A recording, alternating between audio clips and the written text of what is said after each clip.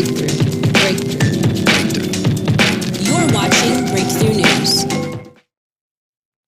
You are indeed watching Breakthrough News, and this is the Freedom Side Live. I'm one of your hosts, Eugene Perrier, here, as always, alongside Rania Khalek. Rania, very happy to be back with you. Always good to be back on with you, Eugene. Well, great to be here together. Of course, great to be here with our whole Breakthrough News team. Juan is indeed in the booth. So for our regular watchers, get ready. We'll have some Juan in the booth coming up for you here soon.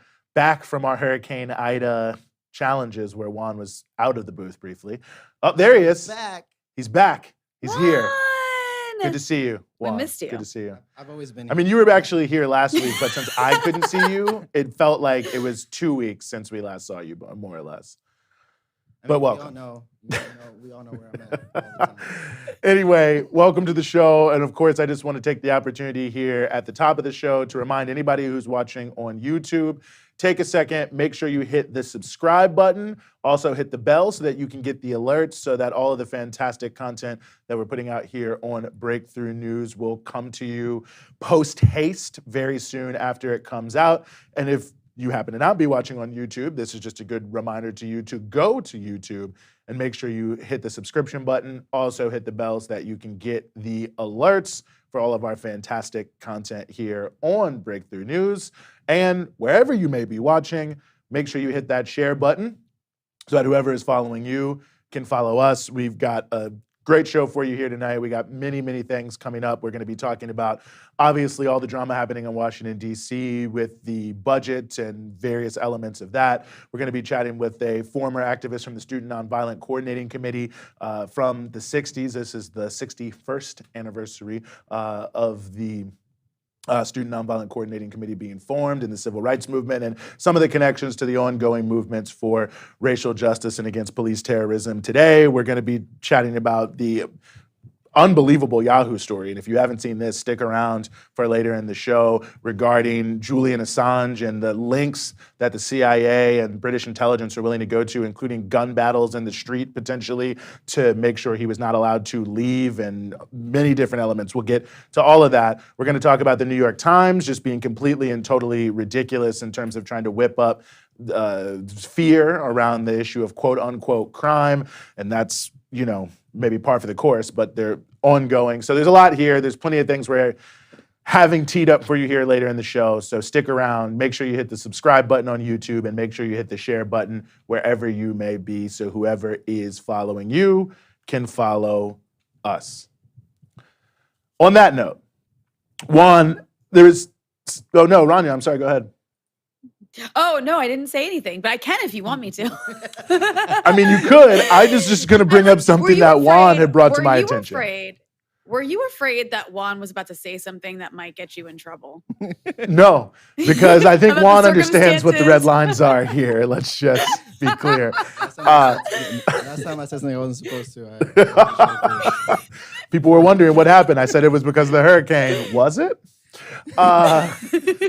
But was something that you did bring to my attention, Juan, earlier this week, and one of the topics we try to cover closely here on Breakthrough News, certainly here on the Freedom Side, is the impact of climate change. And obviously, one of the biggest impacts is the growth of extinction. Some would say we're in the sixth extinction period. It's a book about that. But Juan, you brought to my attention that there's a large number of species have recently gone extinct, I believe. Yeah. So yesterday, actually, the U.S. Fish and Wildlife Service announced that 20 different species, birds, fish, I think oysters as well, have gone extinct, are officially moved to the extinct list, which is crazy to think of, on a Wednesday, 2021, while we were doing tons of things, officially 20 animals are no longer exist, or wow, have so few where you can basically say that they're dead forever. It's just crazy because besides there's flooding, there's wildfires, but it's also this affects a lot of biodiversity. The fact that so many animals are going extinct so quickly. Yeah, no, I mean, I think it's a good point. I mean, one, it's scary. I like the way you juxtapose that. I mean, whatever we were doing on Wednesday, there's species going extinct. And I think what you say about biodiversity is so true. I mean, I think we don't think about it like this, but every actually animal, insect, every one of us plays some role in the broader food chain and all these different pieces. So if one thing goes extinct, it has a ripple effect across many other different species, which affects how they live, could drive them extinct. I mean, there's all these other pieces to it, but it just is yet another reminder of where we really are. I mean, the level of urgency around climate change, it's just, well, I don't know, I guess for us three, it's certainly there. But you look at the state of Congress right now where they are barely able to address the issue of climate change, and species are rapidly going extinct. One of them might be humanity if we're not careful. But yeah, I mean, it really is just, it should be one of these sort of like 5-alarm fire alarm bell types of things, that species are dying off permanently. But you just think of the mentality, there's actually now an attempt, a well-funded attempt, to reanimate woolly mammoths. Allegedly to have some impact on the climate in Siberia. It's one of the craziest things I've ever seen. It's really about bioengineering, but it just gives you a sense that there's people, spending tens of millions of dollars to bring back something that was extinct thousands of years ago, and we can't get any real urgency from anyone in a position of power around, human beings and other animals and insects going extinct right now.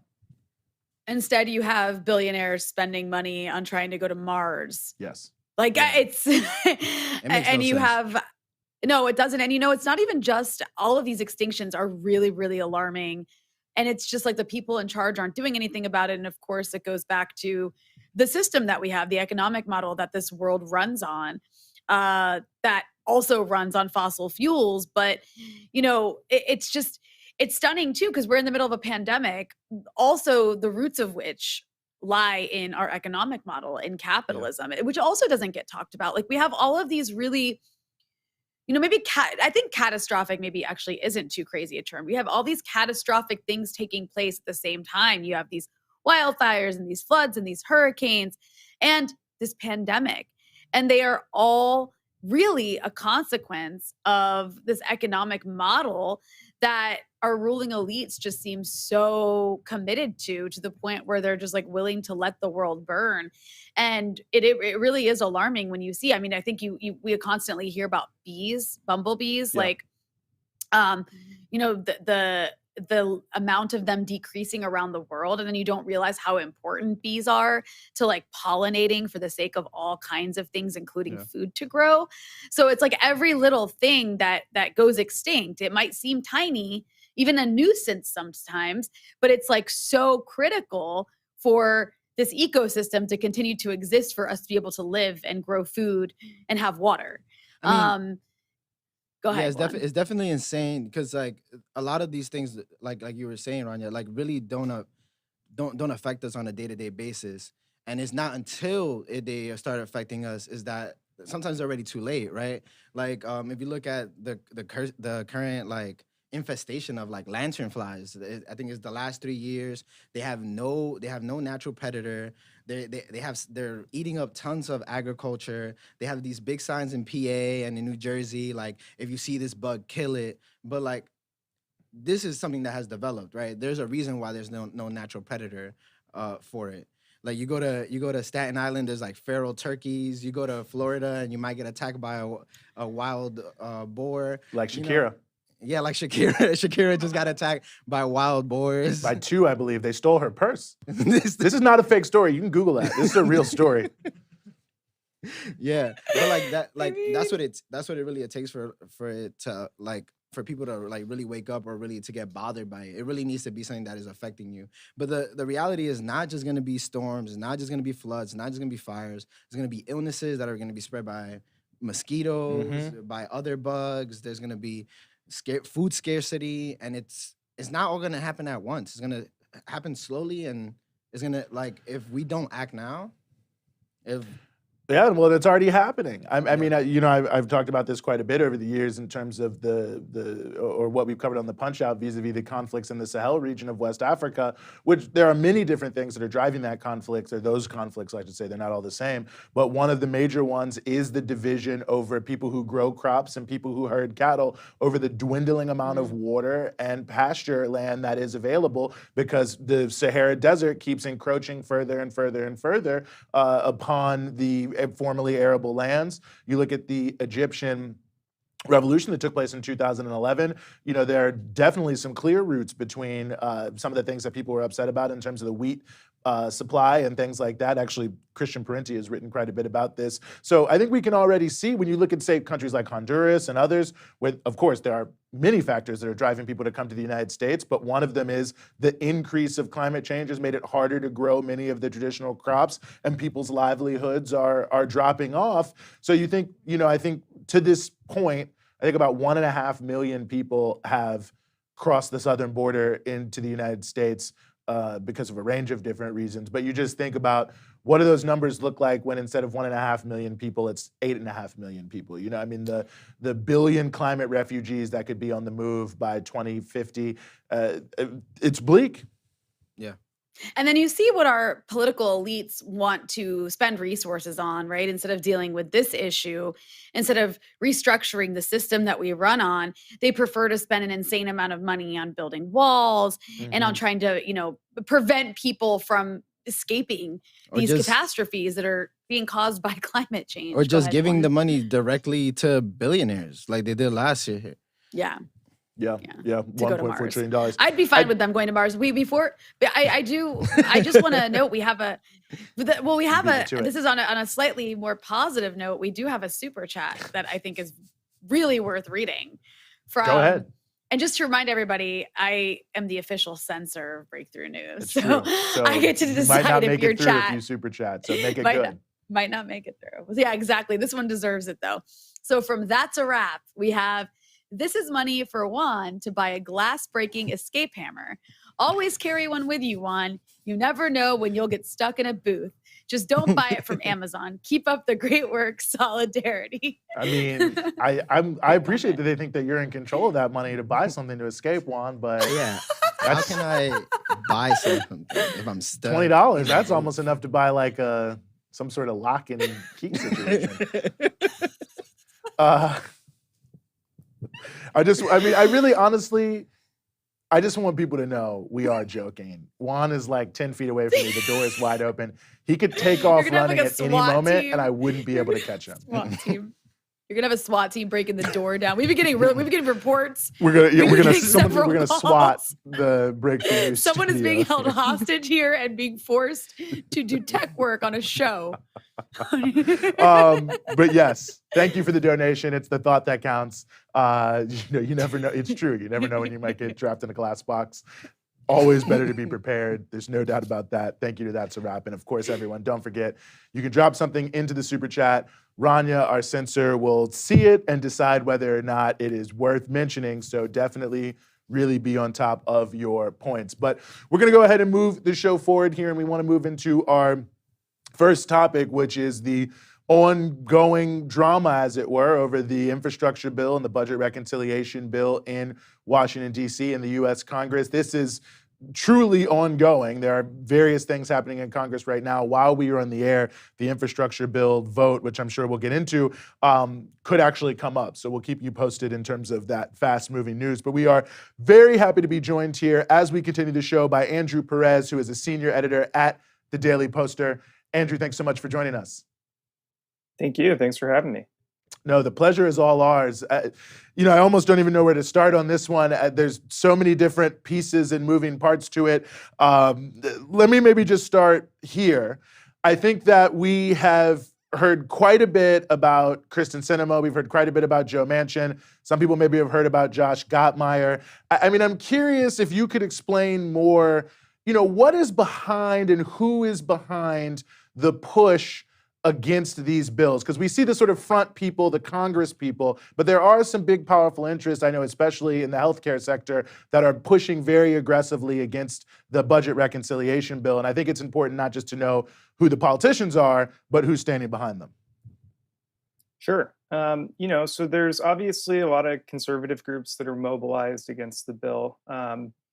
But one thing we've been covering, there are some kind of, supposedly centrist groups that have been very involved, pushing, and they look like centrist groups, but they're really corporate front groups. And kind of chief among them is this organization called Center Forward, which is it used to be called the Blue Dog Coalition back in the day.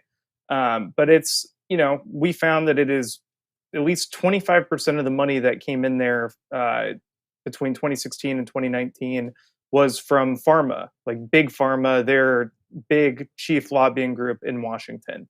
They've been, running a lot of ads backing Kyrsten Sinema.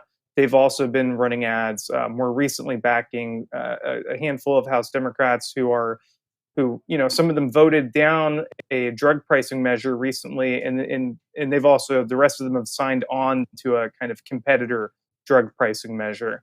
The main point of that is to weaken or prevent the existing plan from going into place, and that's because actually it's one of the best measures in the bill, in the reconciliation bill, is it's part of what's called HR 3. And it would allow Medicare to negotiate lower drug prices, like 25 drugs in the first year and then 50 drugs after that. All high-priced drugs and insulin too. So it's a really good measure. And now at the last minute, after Democrats have supported this for several years, now some of them are having cold feet now that they have control of the situation. Mm-hmm. Well, I appreciate that. I've actually just learned, I think we actually have one of the ads here that was played back in Kyrsten Sinema. We want to play it for our audience here to get a flavor. They worked together to get 300 million shots in arms and checks out to working families to help pay the bills. President Biden and Senators Kelly and Sinema delivered for us. They've pulled our economy back from the brink. And now they're fighting to create millions of good-paying jobs and lower the costs of healthcare, childcare, and prescription drugs. Thanks, Senators Kelly and Sinema, for delivering for Arizona. I mean, that actually seems like based on what you've been saying, Andrew, and what I know you guys have been doing at the Daily Poster, I mean, that almost seems like the opposite of what Kyrsten Sinema is doing. And in fact, she's on the other side of Biden and Kelly here. I mean, your response to the ad. Yeah. So that is an ad from this group called Building Back Together. And that's the kind of Joe Biden, allies created a nonprofit to support his agenda. You keep seeing like stories about how they're launching some kind of like pressure campaign to help, get Sinema and on board. But no, that's not what they're doing. They're basically thanking Sinema for opposing their agenda. It's pretty insane. Wow. I mean, I had not seen that until just now. So I'm still like reeling a little bit from the irony of that. But I think it raises an important point, I think, about the overall landscape of this, Andrew, which it really does sort of speak to, what the Democrats ran on, what they were promising. And now here we are in this situation where, there's so many people, or not so many people, a small number of people in the caucus who seem to be willing to try to hold this thing up. I mean, does it say something more broadly about the influence of money in politics? I mean, obviously we'll be debating this for some time, but it seems like it's deeply notable given the gulf here between, I think, what a lot of people expected from a Democratic-controlled Congress and what we're seeing. Yeah, I mean, we are 9 months into the Biden presidency and they have passed one bill. The reason is because they have allowed one major bill anyway. And the reason is because they've allowed a couple of conservative Democrats to really run the show, to pick, what is allowed to pass. They've allowed them to, keep the filibuster in place, based on some supposedly substantive objections. The end result is that the Democrats really can't pass anything. They can't pass the drug measure that they campaigned on. They can't pass the infrastructure legislation that they've been working on for 6 months. And they can't pass the voting rights bill that is desperately needed, that is also probably the only thing that could help Democrats actually maintain control of Washington after this year or after next year, because they're allowing Republicans to control the redistricting process in pretty aggressive ways in the states, especially because the Supreme Court has removed basically all the guardrails that are in place to protect against just extreme racial gerrymandering. So there's what we're seeing right now is that what we were promised from Joe Biden, that that he would know how to get Washington working because he was in the Senate forever. It was it has not materialized whatsoever. How hard is it to even piece together with the work you're doing of who's behind some of these groups and these different ads? I mean, where's dark money playing into all of this? I mean, it seems to be everywhere, in our politics these days. But I mean, I guess it would be bad enough if people were promoting these terrible policies. But, maybe if their name was on it, it would be a different situation. But I don't know if it is, or, if it's, we're having to sort of look behind the table and under the chair. Yeah, absolutely. In the case of the group that we wrote about, Center Forward, we were able to track their donations from pharma. But, with dark money nonprofits, you're only kind of seeing a few years ago. Like they haven't filed a tax return for 2020. They don't have to file one for 2021 until, next year. They'll file their 2020 tax returns in November. So yeah, you're always looking backwards, and it does make it really hard to track and pretty much impossible in real time. There's been this big effort to stop some potential tax hikes, like on wealthy heirs who inherit like investments or property. There was an effort that was being talked about to change the way that's taxed, and a whole bunch of former lawmakers have been involved in these groups to neutralize that effort. And they by all accounts, they did. Heidi Heitkamp was one of them. Max Baucus has come out of this too. And yeah, we have no idea who funded the Heitkamp group, and won't for probably 2 years if we know then. Well, Andrew, go ahead. I'm just curious. We constantly hear that the progressives in Congress are so few that they have no power. It's not fair for us to demand that they, enact everything that we want them to enact because they literally don't have the numbers to do it, which is fair enough, fine.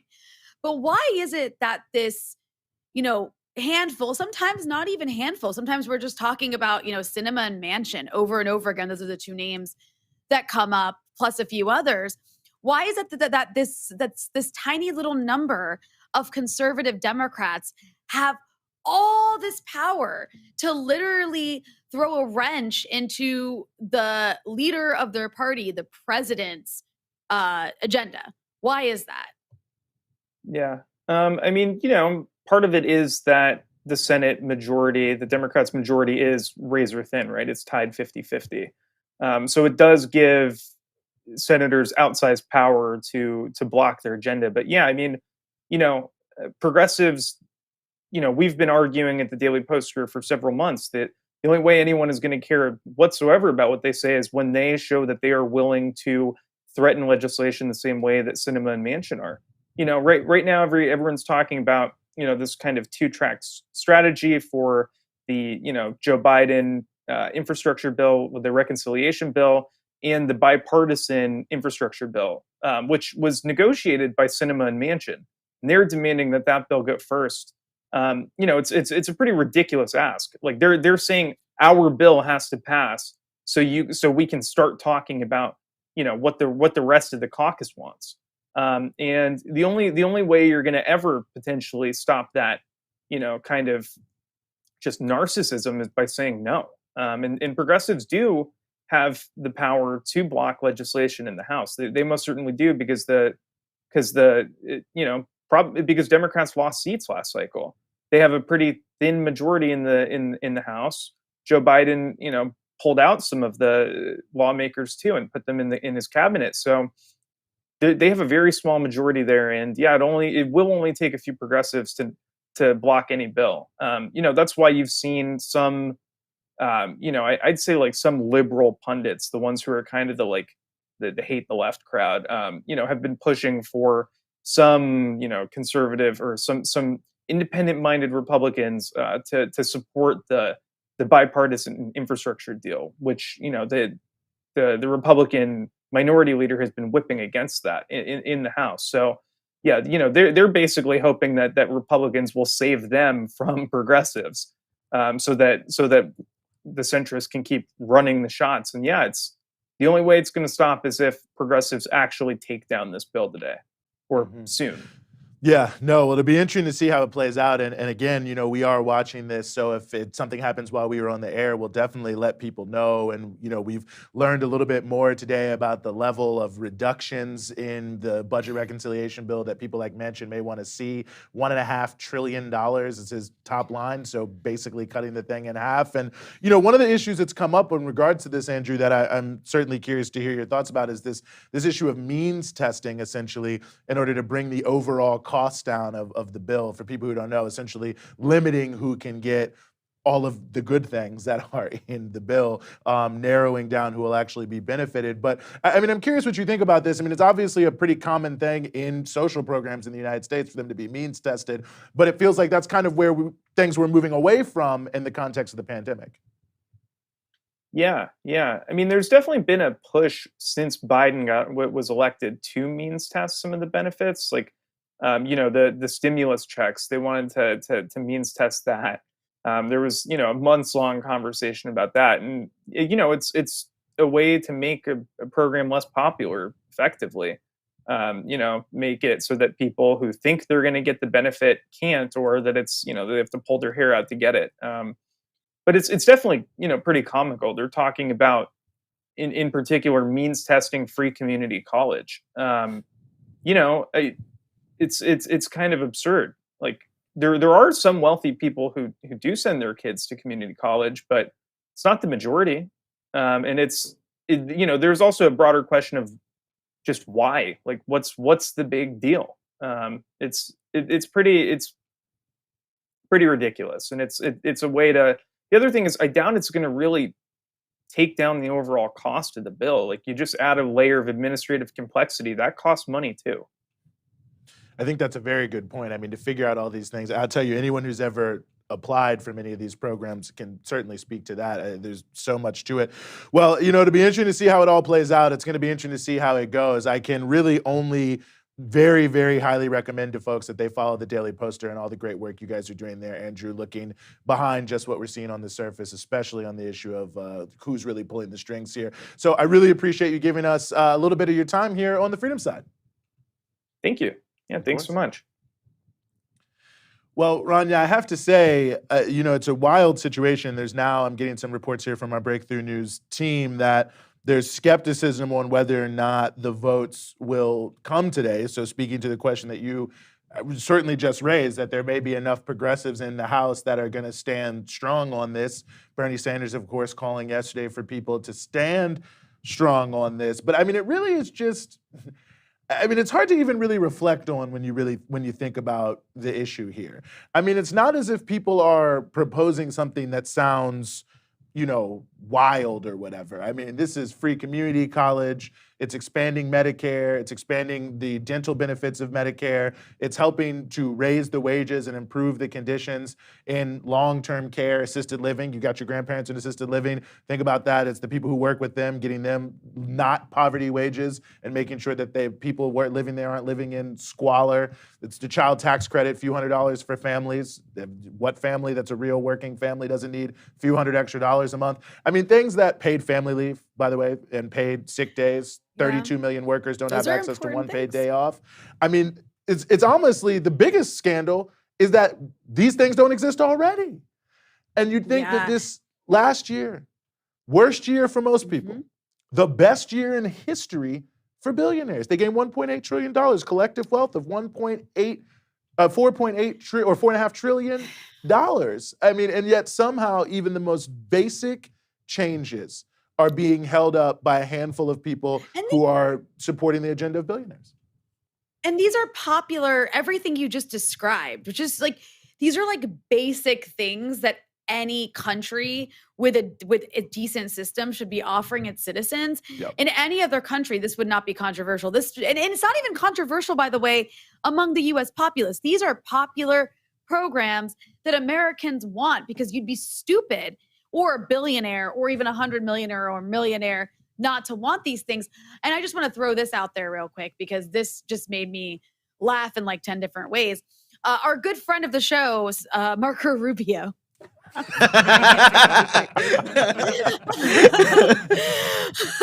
Marco Rubio tweeted today, the $3.5 trillion Biden plan isn't socialism, it's Marxism. Wow. Now you I don't guys even know what chew that on that for a means. moment. Yeah, I don't know what it means either. Because Did he it's like tweet that from socialism Mexico? is Marxism. Yeah, socialism just wasn't bad enough. This is not socialism, Yeah. guys. You know I hate that. This is even worse. This is Marxism. I mean, like, I'm just expecting there to be like a movie behind that, like, in the summer of such and such. And The you know when he Democratic tweeted Congress. it, he thought it up when he was like doing coke or something, and then he put it in his phone, and he was like, got it. He was like, so he tweeted it, and he was like, man, I'm like a freaking poet. That's what he was thinking. Yeah. He thinks he's like super deep. I mean, it really is shocking that he would. And who is he? I don't know. Who is that even for? I mean, I guess his base, just to know, just Florida? checking in, just hey, just so you know, I'm watching those commies in Congress. Yeah. But the thing is, like, but back to what you were saying, though, I mean, it's just, it is utterly shocking. And I think it's become so normalized in the US because we don't have any sort of social welfare state whatsoever. Like we barely have the bare minimum, right? And then to have just had this pandemic happen where it's like those $600 unemployment checks actually lifted people out of poverty. Yep. Right? Like all of these things happened that kind of demonstrated that, oh, you can actually reduce poverty and these programs are popular, and on and on and on. Just to have it come to this moment now where these people who are just so blatantly like in your face taking money from the corporations that don't want these spending programs to exist are the ones standing in the way. And it really does, beg the question, like, what's the point of putting Democrats in office if once they get into office, there's always those spoilers? Like, what's the point at this? I don't get it. Yeah, no, I think that's an important point. And we're seeing that, I think, echoed more and more by Democrats, like further down ballot. I've seen a number of stories asking people on the state level and different things like that. We've certainly heard this from Terry McAuliffe's camp in the Virginia gubernatorial race, that these people are freaking out that they're potentially not going to pass anything, because it's like, hold on.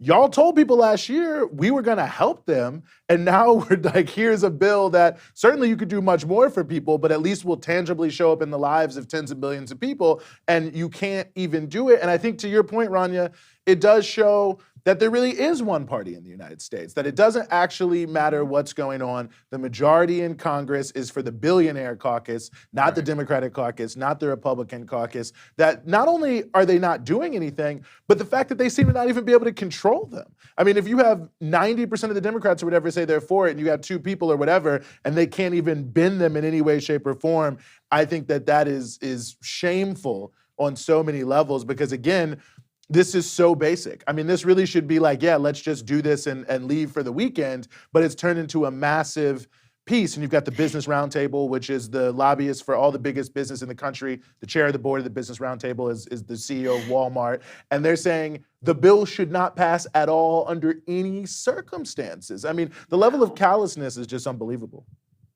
Could you imagine if like any progressive in Congress were to do the kinds of things that Manchin and Sinema are doing regularly? They would be destroyed. They would be destroyed in the primary. media. Yeah, the party would destroyed kill in the them. The media would destroy them, and the party itself would destroy them. And to your point, Eugene, about us having like essentially a one-party state, is the reason that the Democratic Party will not treat Manchin and Sinema the way that they'll treat a progressive for like wanting to cut the Pentagon budget by 10% or like something really minimal like that, is because they're funded by the same people who fund Republicans. Right. And the people who fund them are happy for these bills not to pass.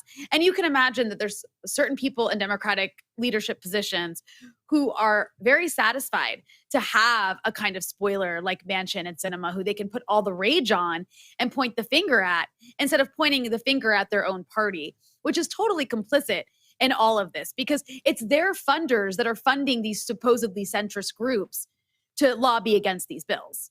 Yeah. I mean, Go when the centrist infrastructure bill was proposed by Sinema and Joe Manchin, Biden called Sinema and was like, "Congratulations, we did it." You know, like, and this is like maybe a week after him like publicly criticizing like there's certain people in our party that are not letting our bills pass, but like it's BS. There's obviously like a public face, right? He's saying certain things, but even the day that he was declared the nominee, there were people talking about like, oh, it would be better for Biden to work if there was a Republican majority because that's where he works best. Right. And I feel like a lot of the times that's where the way that Democratic presidents work best when they can blame somebody else for not being able to do anything. But Trump was able to get anything that he wanted passed, and because he forced it and he pushed it. But we see Biden has tiptoed, and now if this doesn't pass, if like the family bill doesn't pass, if there's not a better infrastructure bill, we're going to see another Republican president. I don't doubt it. Well, yeah, and they're certainly certainly going to retake the Congress next year. They might do anyway. But no, I think that's a good point, Juan. I mean, we saw it in the Obama administration. We saw it during the Clinton administration. The threat of, well, if the Republicans control one house or are about to gain control, that we can only move further to the right. And then when Democrats have everything, it's like, well, there's really nothing we can do. I mean, I remember in the beginning of the Obama presidency, the Employee Free Choice Act that would have helped unions organize dropped off the table, said we don't have the Democratic votes for that. Allegedly, Joe Lieberman tanked it. The public option in healthcare. I mean, we could go on and on and on about the double standards that are at play. I think it's going to be interesting to see how this thing plays out. I really do. I mean, from my point of view, it just seems like we are on the brink of neither of these bills passing because there is just not enough. I mean, for Manchin to say his quote unquote top line of what he'd support for the budget reconciliation to be $1.5 trillion as opposed to the $3.5 trillion now. How is this guy a Democrat? Right. He's How is like he a a Republican Democrat? plant. He's like a Republican. I mean, if the Republicans hadn't thought of these people, they're stupid not to have, because at the end of the day, that's what they are. They're Republicans. No, it's brilliant, actually. Can you imagine like how brilliant that is? Why aren't Democrats doing it to their party? Like, you should be running fake Republicans inside the Republican Party to just get elected, although their agenda would just be exactly the same. So what am I saying? Like, it's just, It wouldn't be much difference. No, I mean, it really is over the top. I mean, it's hard. And in the infrastructure bill, I mean, we haven't talked as much about the infrastructure bill, but that they want to pass, and I think you made this point as well, Juan, about sort of how inadequate it was from the very beginning. I mean, the whole thing kicks off because they say, well, we need to address the bridges. There's not enough money in there to fix all the bridges, to fix all the dams that are about to collapse, to take all the lead out of the water. So, I mean, it just gives you a sense of what these compromises, like what Manchin is proposing, really mean, because, of course, Sinema championed all this infrastructure bill with all these compromises, and what it means is the infrastructure itself will continue to be compromised in a structural integrity point of view. And this is exactly what will happen if the same thing happens on budget reconciliation. And it just feels it's amazing. Like, why don't you want bridges that don't collapse? Like, I actually don't get that. It reminds me of Lebanon. No, because but it does though, because you take bridges too. Like, it's like you drive on these things as well. I always wonder, it always strikes me about Lebanon too. Like, I'm like, when they just like don't pay the trash company, I'm like, but you need your trash collected as well. And like the streets smell and you're there to smell them too. Like, why don't you want bridges that work? But also, like, I just want to make one point, and Eugene, I think you'll have something to say about this, please, especially is like, what have you noticed the Democrats? It's like they haven't even tried to sell their bill. Like, there's so much. You listed all the really great, very popular policies in their bill. And have they been going around pushing that around the country? Like, have they been lobbying for their own bill? I haven't seen that at all. I could be wrong. Correct me if I'm wrong. Very, very, no, you're not wrong. I mean, I would actually say Bernie Sanders has done more for Biden's agenda than Biden himself has.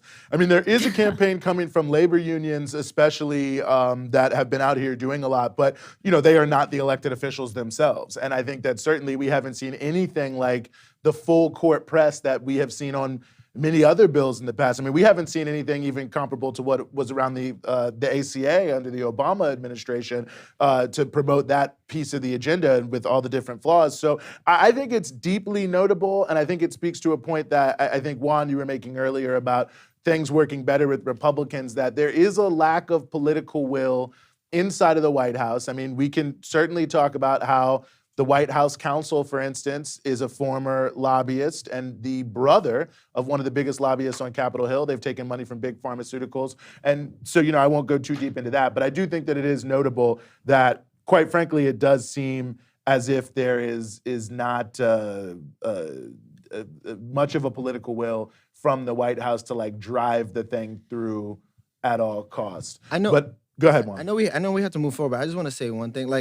After having a president like Trump who did not shut up, he did not know how to just shut his mouth ever, having someone like Biden who is not speaking for his own policies. He's not trying to talk to the people, right? He's not telling people why these things are important.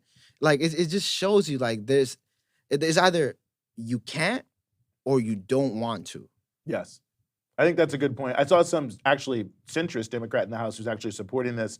And the way he described not supporting the bill is that you support making America weaker and sicker.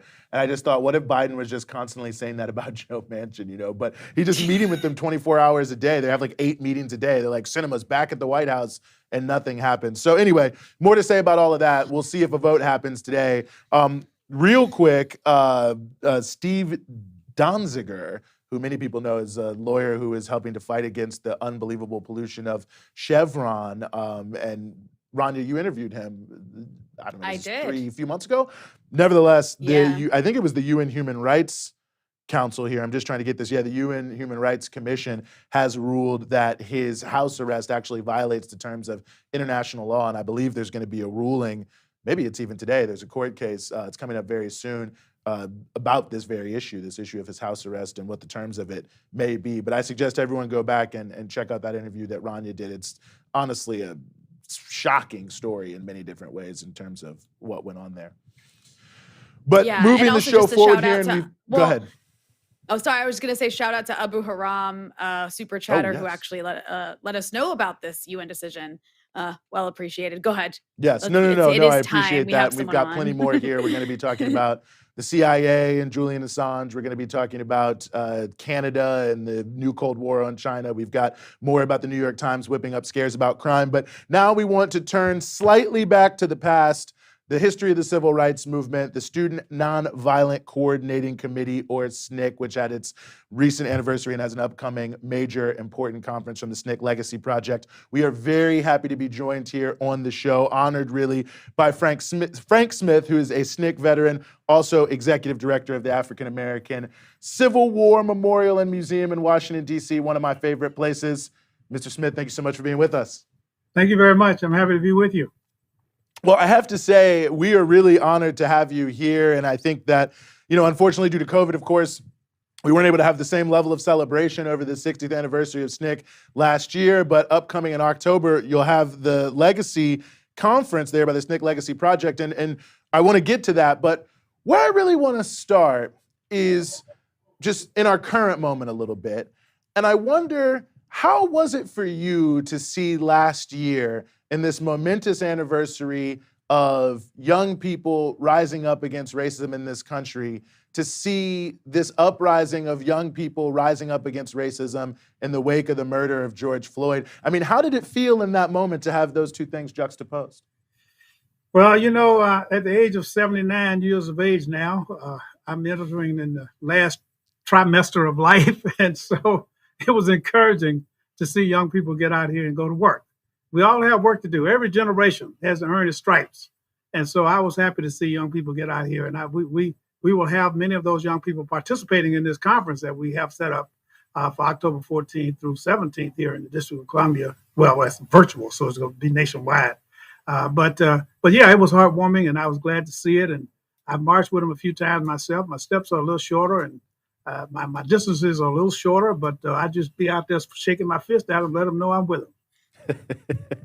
Well, I appreciate that, and I mean, there's so many parallels that can be drawn, I think, and we could probably go on and on. But one I've been thinking more about recently that I know is something that you were involved in is the intersection between the conversation around sort of just racism as a phenomenon, but also the way it plays out in our economy.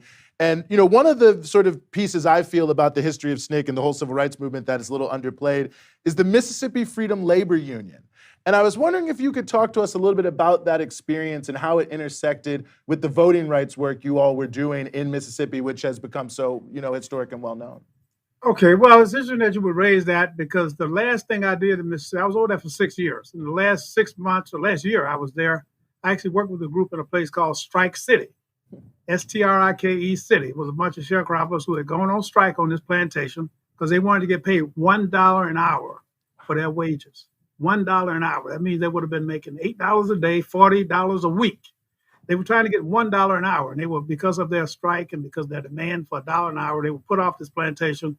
They ended up living in tents in this little place right outside of Leland, Mississippi. And my wife at the time and I lived with them for a year in these tents. We helped raise some money so we could build some houses.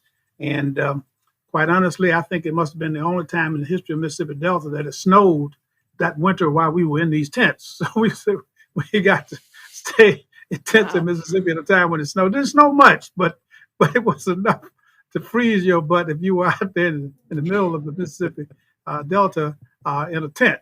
But those people were trying to get the right to make $8 a day, and when the man wouldn't pay them, they were eventually evicted, and they wanted to live right next to the place from which they had been evicted. And they wanted to do this so they could let this man know that they weren't intimidated. They might have been evicted from that place where they were living, but they weren't going to give up the fight, and they weren't going to be intimidated by this man. And so every day when he drove past in the truck, they would wave at him or shake their rifles at him or something. And every night they stood guard out there so their families wouldn't get hurt. And so it was one of the last things that we did there to try to get union organizing in the Mississippi Delta, and because people just couldn't live on what they were making. They were just working hard. As Tennessee Williams said in his song, they were another day older and deeper in debt. They weren't making a living at it, so we had to do something. And yeah, the Mississippi Freedom Labor Union played a big role in that. They raised everybody's awareness. They eventually got some national recognition from some of the national unions, but it was a tough haul to try to get everybody organized, and people were penalized for it. There were a number of these little places like the one where I was, where blacks had been put off these plantations, but they were fighting for their rights, and they were fighting for the right for their children and for the future of their state. And in the end, I think they did a good job. I mean, today when I go back to the Mississippi Delta, most of those sheriffs and mayors down there are black. The mayor of the major city in Mississippi, Jackson, Mississippi, has a black mayor. His name is Lumumba. So yeah, we had some real results down there, but it all started with these little baby steps, like these Mississippi Freedom Labor Union organizations. Mm-hmm. I've always felt that, I mean, maybe people know it sort of in a general sense, but maybe one of the, I still feel underappreciated elements is how really the backbone of the work that was happening in the Delta, in the Black Belt of Alabama, I mean, it really was average, everyday folks. I mean, sharecroppers, people who I think the sort of broader society, the people at the top might think could never really do anything, who showed this unbelievable leadership and courage. Talk about that a little, if you could. Yeah, every time people start talking about that, I think about Fannie Lou Hamer, who was also, at the time we met her, she was on a plantation. Actually, she was the person who weighed the cotton and turned in the report every day for how much cotton everybody picked. So she was already a leader. Let me just say that about her. She was already a leader. People trusted her. They believed in her.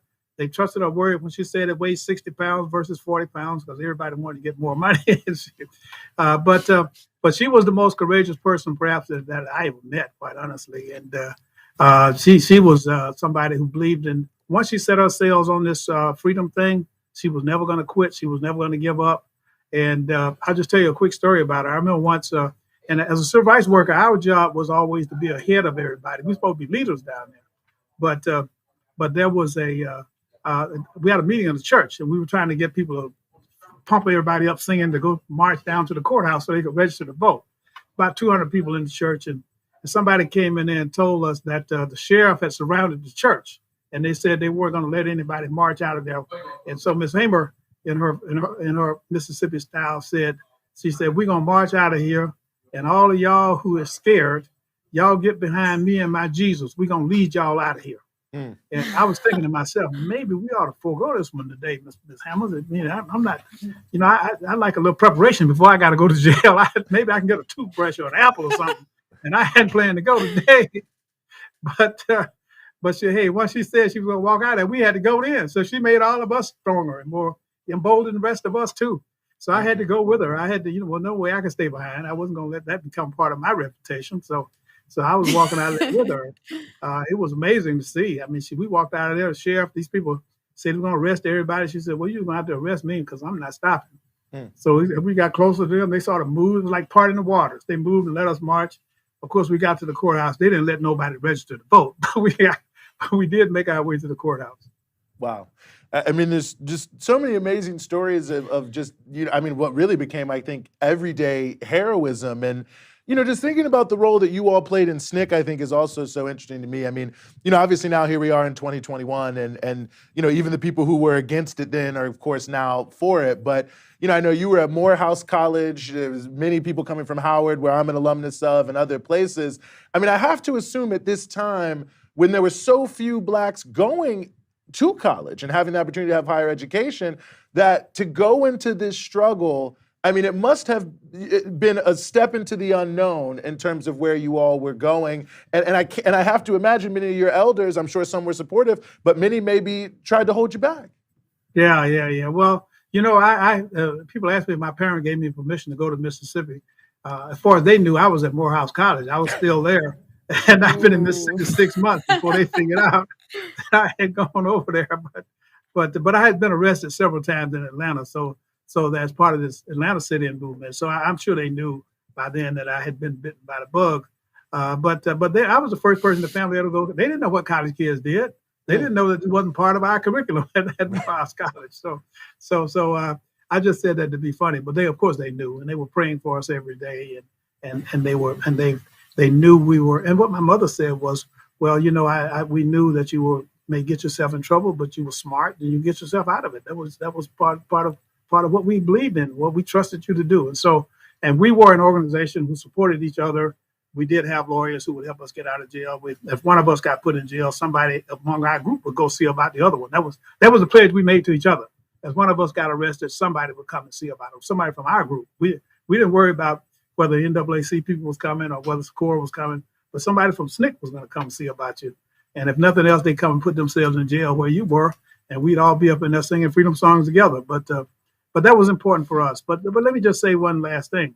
As college students, we knew when we went to college that once you graduated in segregated Georgia, in apartheid, segregated, discriminating Georgia, Alabama, Mississippi, and in New York City too, by the way, about all you could do with your college education was teach and preach.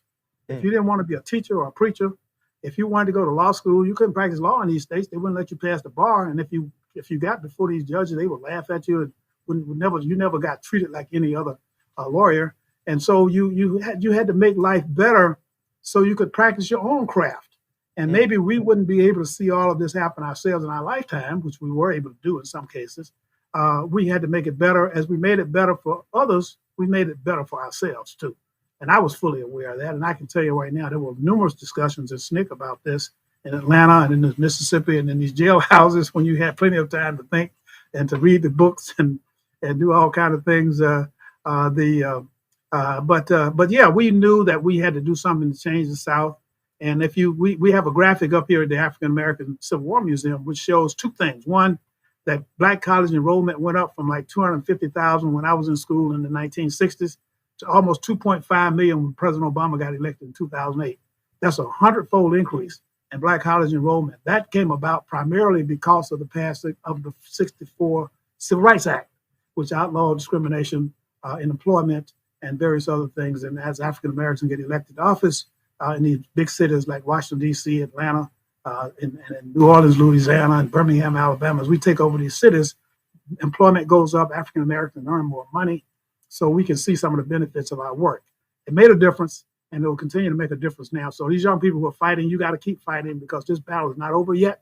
And if you want to think it's over with, I'll show you. We have another graphic at this museum which says that African Americans earned, by 2008, we were earning $900 billion. But the Bureau of Labor Statistics said about that figure was, if Black people would have earned more than $1.5 trillion in that year if it had not been for employment discrimination.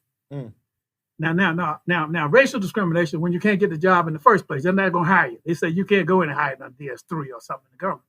Now they hire you, you can't get promoted. You can't make the same money that people in your same white people with the same education, same tenure can make. If you can't make the money, there goes the job. There goes the money that you would have been using to buy a house, maybe in a nicer neighborhood, to pay your kids' way to college. Instead of being able to pay for college, now you got to borrow all this money and end up in debt. So it makes a difference. And so the reason why young people have to keep fighting now is because we have all of these situations like George Floyd, where the cops are still killing too many African-American men, but also employment discrimination still holding our people back. Mm-hmm. You know, recently we very unfortunately lost Bob Moses, obviously a giant of the Southern Freedom Movement and SNCC. I just wanted to ask you here, the legacy of Bob Moses, I know that we could probably talk about that for 30 hours and still not have said it all, but as someone who was there in the struggle with him, some of your remembrances of Bob Moses. Well, he was the most courageous person I ever knew. And, you know, I believe all men are created equal. And I believe that in my heart. I think God created all of us, but some people are different. I mean, Bob Moses was a different person. Martin Luther King was different. I met King. I saw him the day before he was killed. You know, Fannie Lou Hamer was different. She was not just an ordinary person. I told you she was a timekeeper before we met her on these plantations. So that all men are created equal in that respect. We don't all have the same courage. We don't all have the same wisdom. We don't all have the same training and the same knowledge. I was pretty fed up with the Atlanta Civil Rights Movement when Bob Moses stopped through Atlanta one day and recruited me to go to Mississippi with him. He had been in jail in Macomb, Mississippi, had a patch on his head because they had beat the hell out of him for trying to make a citizen's arrest.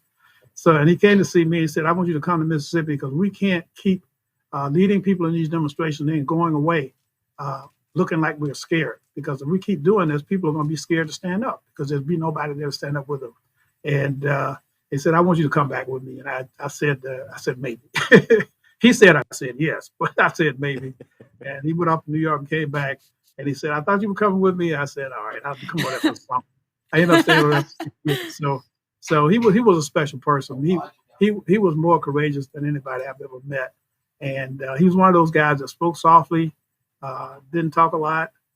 His deeds defined him. And his commitment to not only to the advancement of African Americans, but his commitment, this algebra project is a commitment to quality education here in the United States.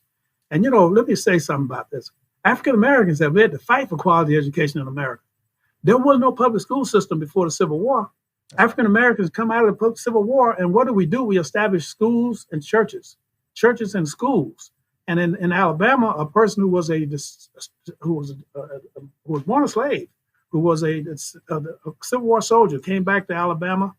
His name was John C. Carraway. He introduced a bill to set up the public school system in the state of Alabama. Alabama had no public school system because, you know, I guess if you were white, you didn't need you didn't need education. Oh, you had white privilege. Black people knew that once we got out of slavery, we had to find some way to make our lives better for ourselves. And what better way to do that than to have our children gain more knowledge than we had? And so we started a public education system that actually has blossomed into one in the United States. And it's interesting to me to see these people react so much to what they call, to this new curriculum people are talking about here now, the 1619 project, which I have read through more than once. And I don't know what the world they're complaining about. I mean, slavery existed in the United States for 250 years. You can't talk about the history of America without talking about slavery. Wake up, somebody. You can't talk about the history of America without talking about slavery. Now, you can also add to it that African Americans joined the Civil War in order to help President Lincoln get rid of slavery and keep America united under one flag. And we come out of that and get elected to office, and then we finally get Jim Crow, and then we got to get rid of Jim Crow with the 60s Civil Rights Movement. So you can add all that at the end of it, but for 250 years of this life of this country, we had slavery here. And so we built a whole corporate entity, a whole national defense, a whole economy on slavery, free labor. And as Chris Rock said, you know, if you ain't gonna pay me for my labor, at least you ought to say thank you. But don't tell me it didn't happen. I mean, don't tell me you didn't use slavery to get where you are. I ain't that stupid. Don't tell me it didn't happen. I mean, I know my grandfather was born a slave. So I know about slavery, and I know about racial apartheid and about racial discrimination. I told you about these labor unions in Mississippi. So don't tell me it didn't happen. You can't make it. You can't talk about the history of America and deny the history of slavery here. It's too important. It's too important to the economy, and it's too important. And resolving that is too important to the history of this country and to the history of the world. Well, before we let you go, tell us a little bit more about the conference you all are bringing together from the SNCC Legacy Project. I think it's going to be fantastic coming up in a couple weeks. Well, I'm looking forward to it. First of all, I'm looking forward to seeing some of my old colleagues on my Zoom, because it is going to be virtual. We had planned to do this last year, and of course, COVID defeated all of us, and we let it go then, but we won't be defeated this year, because now we've learned how to use all these computers and these gadgets now, so we can hook up people nationwide, and we're going to have a wonderful conference. We'll have a film festival on the first day where people can see some of the films that are related to the civil rights movement. On the second day, we'll have a book talk, and then on the third day, a lot of group discussions. We're bringing some young people who are involved in the photo project in Georgia. Georgia is at the center of all of this anti-vote thing. You know, the state of Georgia passed these laws to allow the state legislature to overthrow the vote of the public. Which is this is really amazing, y'all. That I'm sitting here now, having gone through all this effort to get people to vote in Mississippi. Now to hear the state legislature say, we don't care how these people vote. If we don't like the way they voted, we're gonna overthrow the election, and we're gonna declare who we want to be the winner.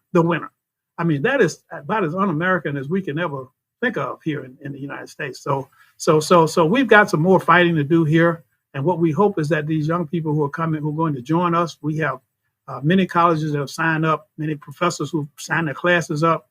We have over 800 people who've already registered for this conference. And if you want to register for it now, all you need to do is go online and put in SNCC Legacy 61. I just tried it a few minutes ago. You put your name, put that in on your computer, and it'll pull up the site, and you can register now for this conference and join us for this great conference. I'm excited about the fact that we're going to have the mayors of two cities, the mayor of Jackson, Mississippi, Lumumba, and the mayor of St. Louis, Missouri, a young woman who's about 30 years of age, and first-time mayor. I saw her interviewed the other day, and she said she had never planned to be a politician. I think she's going to make a great mayor, and because when I drill down in our exhibit at the museum to see where did all this great increase in income come from, what we find is that most of this income is related to the Black takeover of these big cities where we are the majority of the population, like Washington, D.C. And like in Washington, D.C., when Marion Barry got elected mayor of Washington, D.C., the police department was only 11% Black. D.C. was about 70% Black, but the police department was only 11% Black.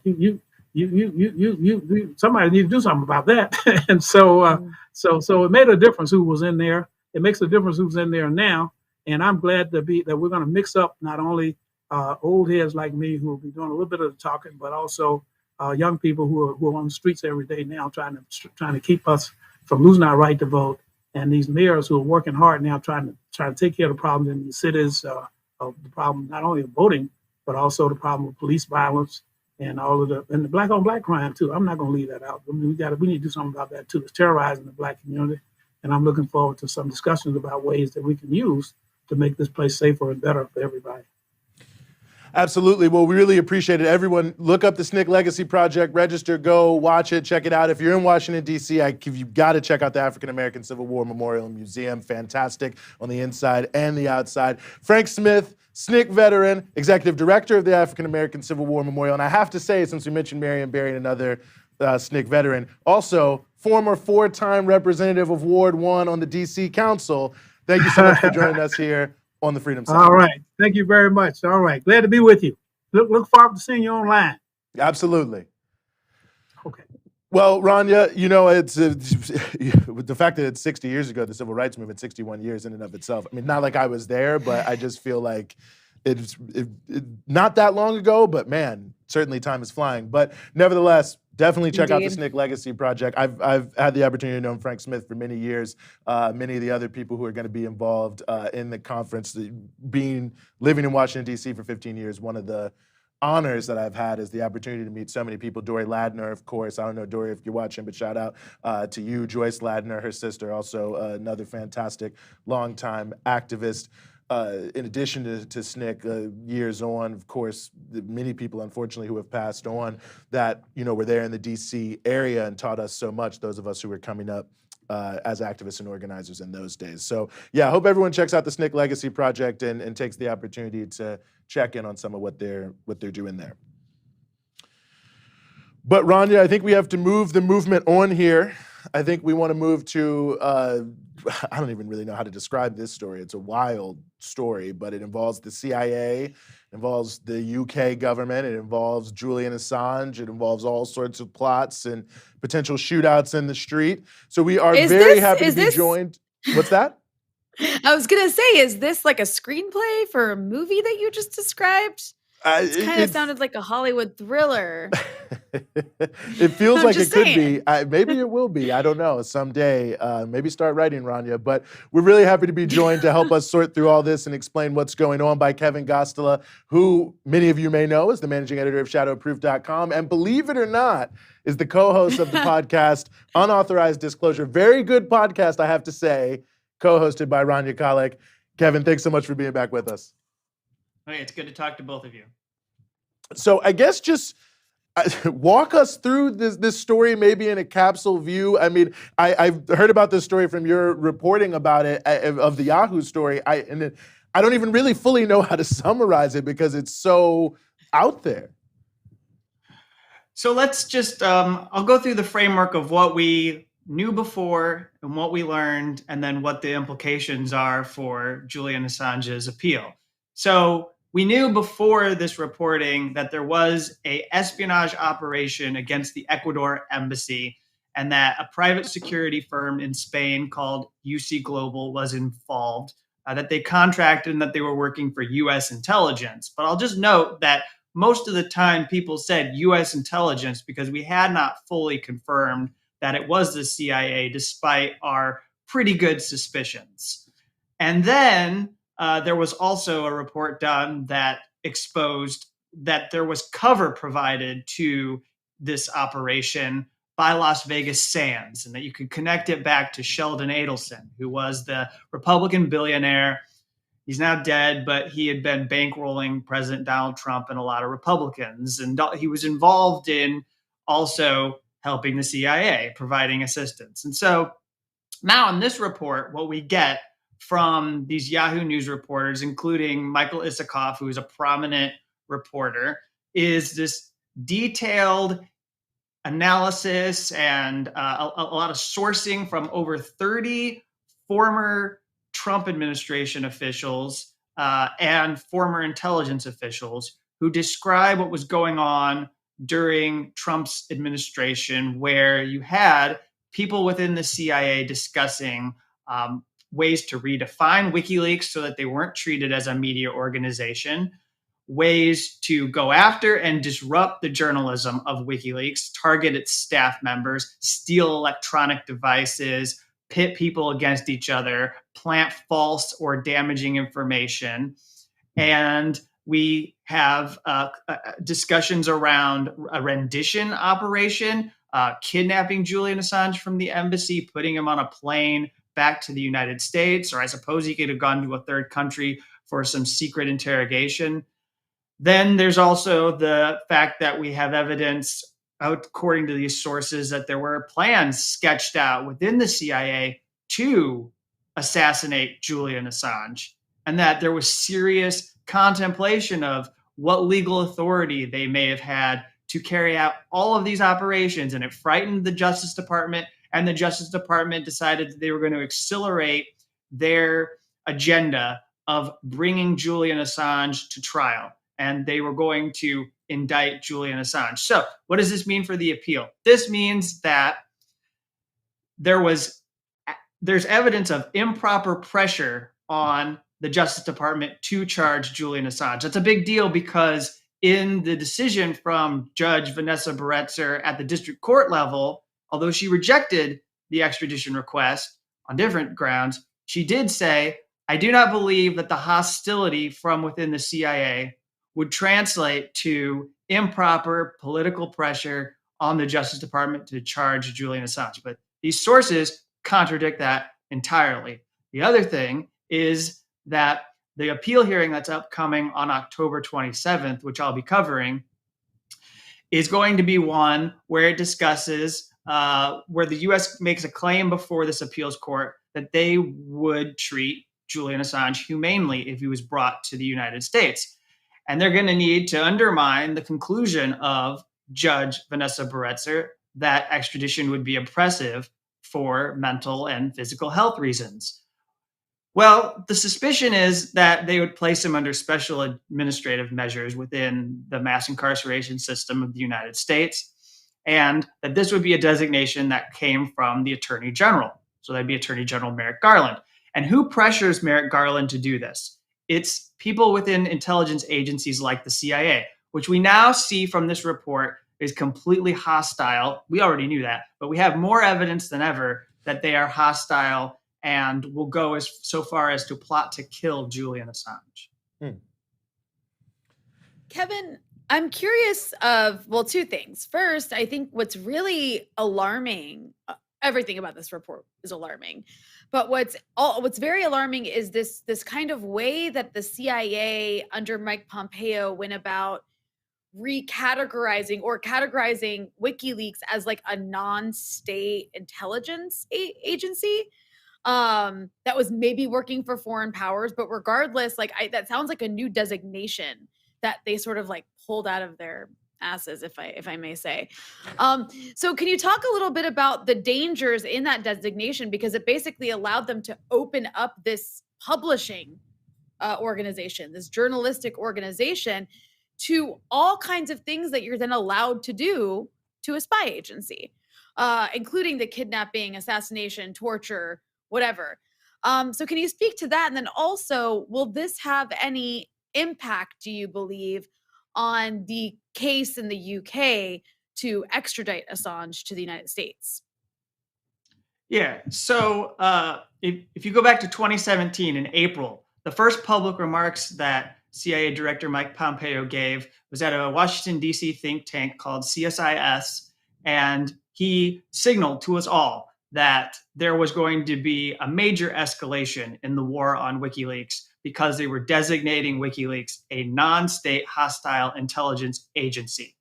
And right then, I put together a narrative. I didn't have the facts. I didn't have the evidence that comes from the sources for this Yahoo News report. But I could tell that there was something that had led to this. And it was because of the publication of the Vault 7 materials that WikiLeaks put out, which were not the hacking tools themselves, but they exposed offensive cyber warfare operations by the CIA.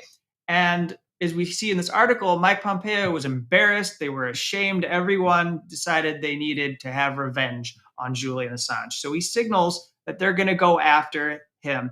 And as this article states, they wanted to prove that WikiLeaks was working on behalf of the Russian government, but they had no evidence. So in order to justify the aggressive operations they wanted to carry out, they went a different route, which was to say they're a hostile entity. And this is something that people should spend some time thinking about. It's really alarming. I think press freedom organizations should be terribly concerned. And we did see at least a half dozen or so come out with some strong statements renewing their demands on the Biden administration to drop these charges. But not only are we talking about redefining the organization away from being a journalist organization to a hostile entity, but it's also saying things like, and we actually knew this from a New York Times report that came out in November 2018, but this just gives us some more definitive information. And this is that they were going to try and redefine people as information brokers. People like Julian Assange would be treated as information brokers. And they even talked about doing this to high-profile journalists like Glenn Greenwald and Laura Poitras after they did their reporting on Edward Snowden's documents. So they wanted a way to go after all journalists that are publishing what they consider to be state secrets. And this is something that, again, this is why we say all along, this isn't just about Julian Assange. I mean, in some cases, I think that can be a kind of a cop-out for you to not show solidarity with Julian Assange. But depending on where you're actually coming from when you make that statement, I think it's also a fair thing to put out there that this really isn't just about one single individual. This is about creating a model for going after national security journalism and being able to suppress it and ensure that what we really have is just state-identified journalism that is in the control of the national security state, that they are only going to work with reporters and only ever have to bother with people who they feel will listen to them and only print what they're willing to allow. And so that's the problem with WikiLeaks, is that they don't answer to the US government. They're just going to publish it all. They're going to publish any document because they have reasons to believe that those documents are in the public interest and that they should not have to answer to certain officials in making their determinations about what we get to see. And what it means for the appeal hearing is that their legal team can go before the appeals court and argue to the High Court of Justice that this proves that you cannot trust the United States government to take care of Julian Assange in their custody. Because if people at the highest levels of government were plotting to kill Assange or kidnap him from the Ecuador embassy when he had political asylum, it basically proves his allegations. It proves all of his claims, everything he ever said when he set foot in the embassy back in 2012. This shows that he had legitimate fear of his safety and that he had good grounds to seek asylum. And so he should not be extradited to the United States. I mean, it really is, amazing the levels that they're willing to go through, the just complete disregarding really of any, obviously CIA, so morals, we all knew that was out the door, but just even a fig leaf of legality in every possible way. It'll be interesting to see how this all turns out in a lot of different ways. I think that it'll be very notable to see how it ends up impacting on the trial itself, the extradition hearing. As you said, Kevin, you will be there covering the extradition hearing. Where can people follow you so they can be following as closely as they can all of the updates? If you go to thedissenter.org or if you go to shadowproof.com, you'll be able to follow my reporting. If you both wouldn't mind, I'd just like to get in here 30 seconds that Mike Pompeo has actually called for the 30 plus sources who spoke to the Yahoo News reporters to be prosecuted. I just wanted to make sure that made it into our coverage and discussion. There's larger things we can say about the CIA and what this illustrates about the last 20 years. We can do that at another time. But I just think the news piece that I want to make sure your viewers got was that Mike Pompeo isn't really denying what was reported. He's instead saying that there should be prosecutions from the Justice Department. Wow. That's, in a way, it tells you everything you need to know. Kevin Gosztola, thank you so much for giving us some of your time here. Everyone check out shadowproof.com and keep following Kevin and this story. Thank you. Of course. I should also add, Rania, of course, they should also follow the Unauthorized Disclosure podcast. Co-host. I was waiting for that. I was waiting for that shout out. No, I have to say, Kevin has been I think Kevin's been indispensable as far as covering the issue of Julian Assange and then covering the issues of whistleblowers. He's just been on the case. He knows the ins and outs so well. And I feel honored that I get to do a podcast with him. I just wanted to add real quick before we move on here that in that report, it was just stunning to see what little puppy dogs the British are when it comes to just whatever you want, America. Because the report noted that they had believed, the U.S. had believed that the Russians were going to help Julian Assange escape the Ecuadorian embassy to get on a plane to Russia. And the CIA was prepared to prevent that. And in order to prevent that, they were prepared to provoke a gunfight in the streets of the UK around this embassy. And they were like, they asked the British, would you be okay with that? And the British were like, yeah, we're the ones who will do it. And I'm just like, what? Wow. Anyways, I just wanted to throw that out there, to our British listeners and viewers here that, wow. You've got one hell of a government. Yeah, well, hey, Boris Johnson. I guess before then, well, anyway, it was Theresa May, I think. But anyway, long story short, unbelievable gunfights on the streets of London. That's the CIA for you there. Well, while we're talking about state agencies and their helpers in the media creating false narratives and doing a lot of damage with that, we want to turn to one of the issues, which is quote unquote crime here in the United States, and the idea that there's a massive crime wave sweeping the country that is directly related to the movement for Black lives, that people protesting against policing are somehow to blame for the idea that there's a crime wave, and that in and of itself, is questionable. But nevertheless, the New York Times has gotten involved with this. It's not just the FOP, as you may be thinking, and we are very happy to be joined as we continue the show here by Alec Karakatsanis, who's the executive director of the Civil Rights Corps, and also Chanel Helm, who is the co-founder of Black Lives Matter Louisville. Alec, Chanel, thank you so much for being with us here on the show. Well, Alec, let me start with you here, and I think that a lot of folks have probably, well, I don't know, hopefully a lot of people have seen, certainly I have seen the controversy over the New York Times that's run, I believe, 2 articles now that is stirring the pot, not only raising a number of claims about crime increasing, quote unquote, in New York, but also at least soft linking it to the activities of people who have been protesting in the streets. Tell us a little bit more about what's happening there. So this is originally a talking point that was devised by a number of police unions around the country and sort of popularized by James Comey, and a term that they called the Ferguson effect, sort of this idea that somehow civil rights protesting of the police actually leads to more crime in some sort of unknown causal way.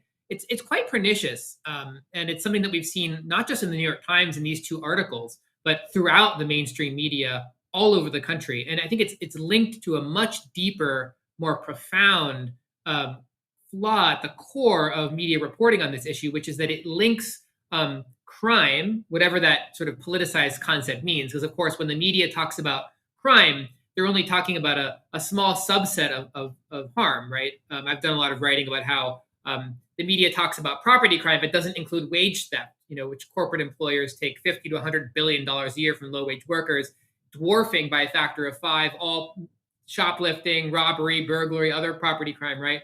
We're not talking about the crimes of police, because police exclude their own crimes from crime data. We're not talking about water pollution and air pollution, all the corporate crimes, right? Several 100,000 of those a year that don't make it into crime stats. So it's a heavily politicized concept. But when the media talks about crime, they link it to police. And this is really, I think, very similar to climate denial. It's contrary to the overwhelming scientific consensus, which is that most of what we think of as sort of violent crime or other related harm is actually caused by things like inequality and poverty and lack of mental health care and drug addiction and lack of cohesion in neighborhoods and education and really the divestment from neighborhoods that would allow people to thrive. And that's what the research shows. That's what the data shows, right? And yet, in spite of the fact that there's this overwhelming scientific consensus that all of those things, plus other sort of cultural factors like unprecedented levels of toxic masculinity in our culture, lead poisoning of children, which is correlated with lack of impulse control later in life, all of these things are what the science says leads to people harming each other. And yet, in the media, whenever there's a story about so-called harm or violent crime, right, they link that right away to things that the police are doing. And the reason for that is there's a tremendous industry of profiteering going on that understands that linking the police to crime is a way of fundamentally every single week, month, year, supporting and justifying increasing police and military budgets. And I think that's sort of the fundamental deception at the core of a lot of this reporting. I think that's such an important point, and we're going to have Chanel Helm back with us in just a little bit here, just working on a quick tech issue. Let me ask you this follow-up as well, Alec. I mean, maybe I shouldn't be surprised I think we see this pretty consistently here, but I mean, is it individual reporters? Is it institutional about the mainstream media? I don't know. I mean, that might be a hard question to ask, but I mean, it really does feel, this is something that I've found for years living in DC, working on policing issues, that it's breaking through the concepts and the preconceived notions of the media that the police do anything wrong, one, and then two, that perhaps they aren't, the gurus of all things related to this, is almost impossible. And it's always been something that I've found a little perplexing. I think it's both a problem of institutional reporters in this case, for example, but it's a much broader problem. So in this case, for example, the person who wrote the original New York Times story as a reporter, actually used to work for the CIA and Palantir and worked for the New Orleans Police Department and then for the District Attorney's Office as a consultant, a for-profit consultant. None of those financial or ethical conflicts were even noted in the article. And then the second reporter, who used to be a foreign bureau chief for the Times and is sort of one of their main national reporters, wrote an article that he deliberately chose to use almost exclusively police and for-profit paid consultants as sources. And then one of his expert sources was the very same other reporter who had written the previous article, who with all the same undisclosed conflicts. But the deeper issue, right, is all of this reporting is done without putting it into context. Police only spend 4% of all of their time around the country on so-called violent crime. That fact is never reported in any of these stories. Instead, we're led to believe that somehow the police are spending all of this time and they're an effective sort of violent crime fighting entity, when in fact, actually, the vast bulk of police resources throughout the decades has been almost exclusively targeted at very low level offenses committed predominantly by poor people and disproportionately by people of color and immigrants. And it's that low level churning of millions of arrests and tens of millions of police stops every single year and tens of millions of children separated from their parents. That is the real work of American policing and not some kind of sort of mythical crime fighting, violence prevention strategy. Mm-hmm. I was also struck by how if you're going to have a piece or several pieces about a rise in violent crime, like, how are you going to not center the fact that we just had a pandemic, or we're still in a pandemic, where people lost their jobs, where, people had to stay home with their kids, people haven't been able to afford food, where, you have a situation where the country has experienced a kind of social collapse. While, the level of inequality has risen dramatically, how are you not going to talk about this in the context of a spike in crime? Yeah, Chanel, I'm curious your thoughts about that. I mean, I know that in Louisville, this has been a major issue. I mean, I remember seeing almost a total shift in coverage where there was so much coming out about the great actions that were going on, fighting for justice for Breonna Taylor. And then all of a sudden I start seeing all these headlines about, there's a rising murders and crime and, people have demonized the police. I mean, I'm curious your thoughts about not only what Rania was just saying there, but just generally how this phenomenon is playing out of how the media is covering community violence issues. Exactly. And it's a familiar phenomenon. It's been here for several, not just decades, millenniums. We see this narrative begin in Reconstruction when they began to free Black people, but we still have slave catchers catching them, and they're using the same narratives that they're using today to capture poor Black people in general now, right? So I agree with her, especially when we're talking about we are in a global pandemic and we are hiding underneath the fact that we do have an economic and social collapse. We have families who are homeless. We have people who are struggling to find food. Jobs aren't just because people don't want to go. They can't go now. And if you don't have a vaccination and that choice to socially distance at work, you are no longer employed. And so what do people have to turn to? And I'm not saying crime is the answer, but I'm saying that most of these crimes are due to the fact that people do not have, and we're not answering that.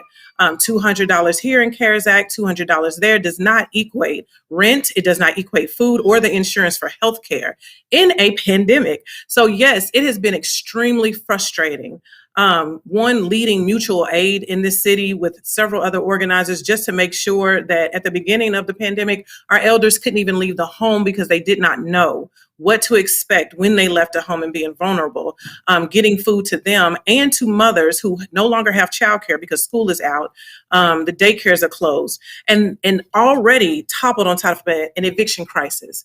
In Louisville, we're in a housing crisis. The west end of Louisville boasts the largest amount of Black people in the city, also the largest amounts of evictions, the largest amounts of food apartheid, and the largest amounts of criminal activity. What we did find very shocking and surprising, and just another blow, was this year, yes, these narratives, one's calling for SROs for our students immediately after a child got accidentally gunned down on a bus stop. We're thankful that our school district announced that that isn't the answer and really rebutted back against our city, the mayor and the chief of police, and to answer some very root causes of what is taking place. I'm not for sure we'll get down to like the extreme root causes of those things, but we are talking about this juxtaposition against a global uprising that took place that said, hey, you know what, police are not the answer, and we mean that, to a global pandemic that is not stopping and growing, and we're not seeing in either way any types of fixes that are taking place. The people have to do that, and they're getting exhausted. Well, you know, Chanel, I'm glad you raised the point, especially about the work that you all are doing on the ground, because it feels to me that maybe I'm going a little too far, that, you know, it's almost like a counterinsurgency strategy, that they're becoming fearful of people waking up to the messages that folks like BLM have been bringing out into the public. I love you for that, right? Yes. What I absolutely noticed was that in the middle of the pandemic, in the middle of our global uprising, they continue to talk about the murders. I was really shocked that that would even happen because, one, I wasn't paying attention to the crime. We had just about everybody out in the streets. People were coming out on their own. They were out there jumping into any type of protest, and it was just awesome. But also, there weren't that many people that were still in their neighborhoods to commit these crimes. So how were these crimes being committed? And something that we know in our neighborhoods is that the police do have a hand in our crime. It's not just about police stops, and I'm glad that people are making those popular. It is about the types of ways like Breonna getting killed, busting into people's homes. It's also going into stores and checking folks. It's also coming up with false charges and sending people to court or not sending them to court and them ever not even knowing.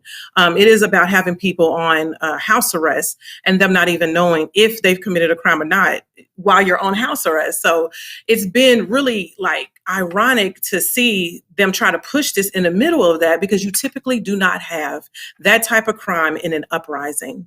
And we had a global uprising, so crime should have been low. The next thing that we saw was they were utilizing narratives from our youth, and we had seen that happen again here in Louisville in 2014. There were games that all type of children are playing. We see these TikTok trends. They were popular back then, and it happens again, but our Black children are the ones being centered. They closed our juvenile detention center here in Louisville, and so our children have to be sent outside of our county. We do not know where they go, and there is no accountability around juvenile justice outside of that. But the narrative is they are the ones that are committing the most murders and the most armed robberies. So how is that the point? And then where are they getting adjudicated at? How do families visit their children if they're leaving here?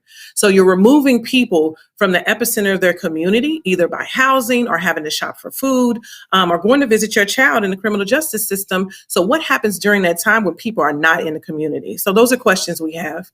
Lastly, it breaks my heart, and this was the part that I don't even know if I could really organize around. I took my children out of school and put them in virtual because they wanted to send our children to school without masks. Okay, you know what? Y'all been hollering about these masks for over a year. Get over it. Right. But you wanted to do that without giving credit to the school system. Our school system has key places that you can go test at and advocates for vaccines. It gives people all these options.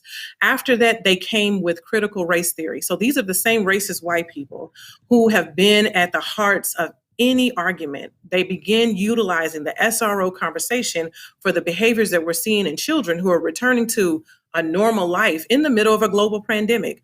We have no resources for the counselors that are state administered, but you want children to return to school as if 18 months of their life did not even happen. And so after this young boy gets killed on this bus stop last week, now we're like, you know what? We need SROs. I was so proud of our superintendent, Marty Polio, for being able to stand up to the city to be like, that is not the answer. A child is dead. We are talking about what is Louisville's problem, what is happening in Louisville, and that's not going to be solved by police. I do agree that it is multifactional, that we are talking about police to solve all these issues, like you said, against this being mythical crime fighters. They do not prevent crime at all. They are there to law enforce. Has the law been broken? And then adjudicate. And in some cases, they take law into their own hands. These are the things that we're asking accountability for. And if they can't do that, then we're going to have to build those things. So we have been having like trauma-informed care, being able to teach people how to attend to wounds and other medical care, and even gun safety. If we have to keep fighting for gun safety in the legislature, which is not getting ready to get solved anytime soon, then we'll do it on the street.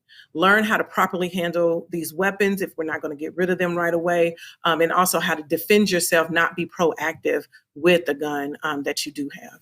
Mm-hmm. I mean, it's critically important work on every level, and it's just unbelievable, the propaganda, everything that's coming behind it. I mean, you know, Alec, it just does come back, I think, this just general theme of, you know, the propaganda effect that's around policing, and I think it's even just beyond sort of the news media. I would say, you know, the popular media as well has such a huge role as well. I mean, just so many different points of connection here in our society that just continue to push this just completely fraudulent image about what, you know, quote unquote policing is in America. I think that one of the core problems is, and you can see it with respect to what the police even call themselves, right? They like to call themselves law enforcement. And one of the core pieces of propaganda is that the police are some kind of neutral force that is just there and responds passively and objectively to crime, right? When in fact, they're only enforcing some laws against some people in some places some of the time. And the people against whom they're enforcing those laws are overwhelmingly poor. So 90% of the people who go into the criminal punishment system from police are poor. I mean, so poor that they can't even afford an attorney. They're disproportionately Black and immigrant and brown. And that is a decision that is made very intentionally by police when they decide which neighborhoods to patrol, which crimes to look for. It's why, for example, over the last several decades, police have gorged themselves on arrests for low-level drugs and driving on suspended licenses, which are the number 1 and 2 charge in many jurisdictions around the country, while also not even testing tens of thousands of rape kits in every major American jurisdiction. It's decisions police are making every single day about who should be safe, whose safety matters, and against whom are we enforcing these crimes. And you know, for example, one of the most significant crimes in recent American history is a multi-billion-dollar scheme to do fraudulent overdraft fees by large corporate banks. That was never treated as a theft crime by most American police departments or the federal government, right? Instead, if you rob a 7-Eleven for a few dollars, you're accused of a crime, and the full weight and force and violence of the police comes down upon you, and you're separated from your family and put in a cage. But if you rob 100,000, a million times more in terms of wealth, and you're sort of a banking official, or you fraudulently foreclose on millions of homes, it's all of a sudden not seen as a crime. And we need to, I think, come up with a better name instead of law enforcement. Maybe something like, selective law enforcement or wealth preservation bureaucrats or something like that, because that'd be a much better term for what the police actually are. Yeah, I hear that for absolute certain. And let me ask you this, Chanel, because I think this is where a lot of people, I think a lot of people who love to see that there are more people on the streets, more people demanding change, but they also are getting so much of this propaganda effect, and it feels like, well, what can we really do? Is it possible to do something different? And in terms of the work y'all are doing, how are you talking to people about policing? I mean, is it just an issue of quote unquote reform, or is it an issue of going further and deeper?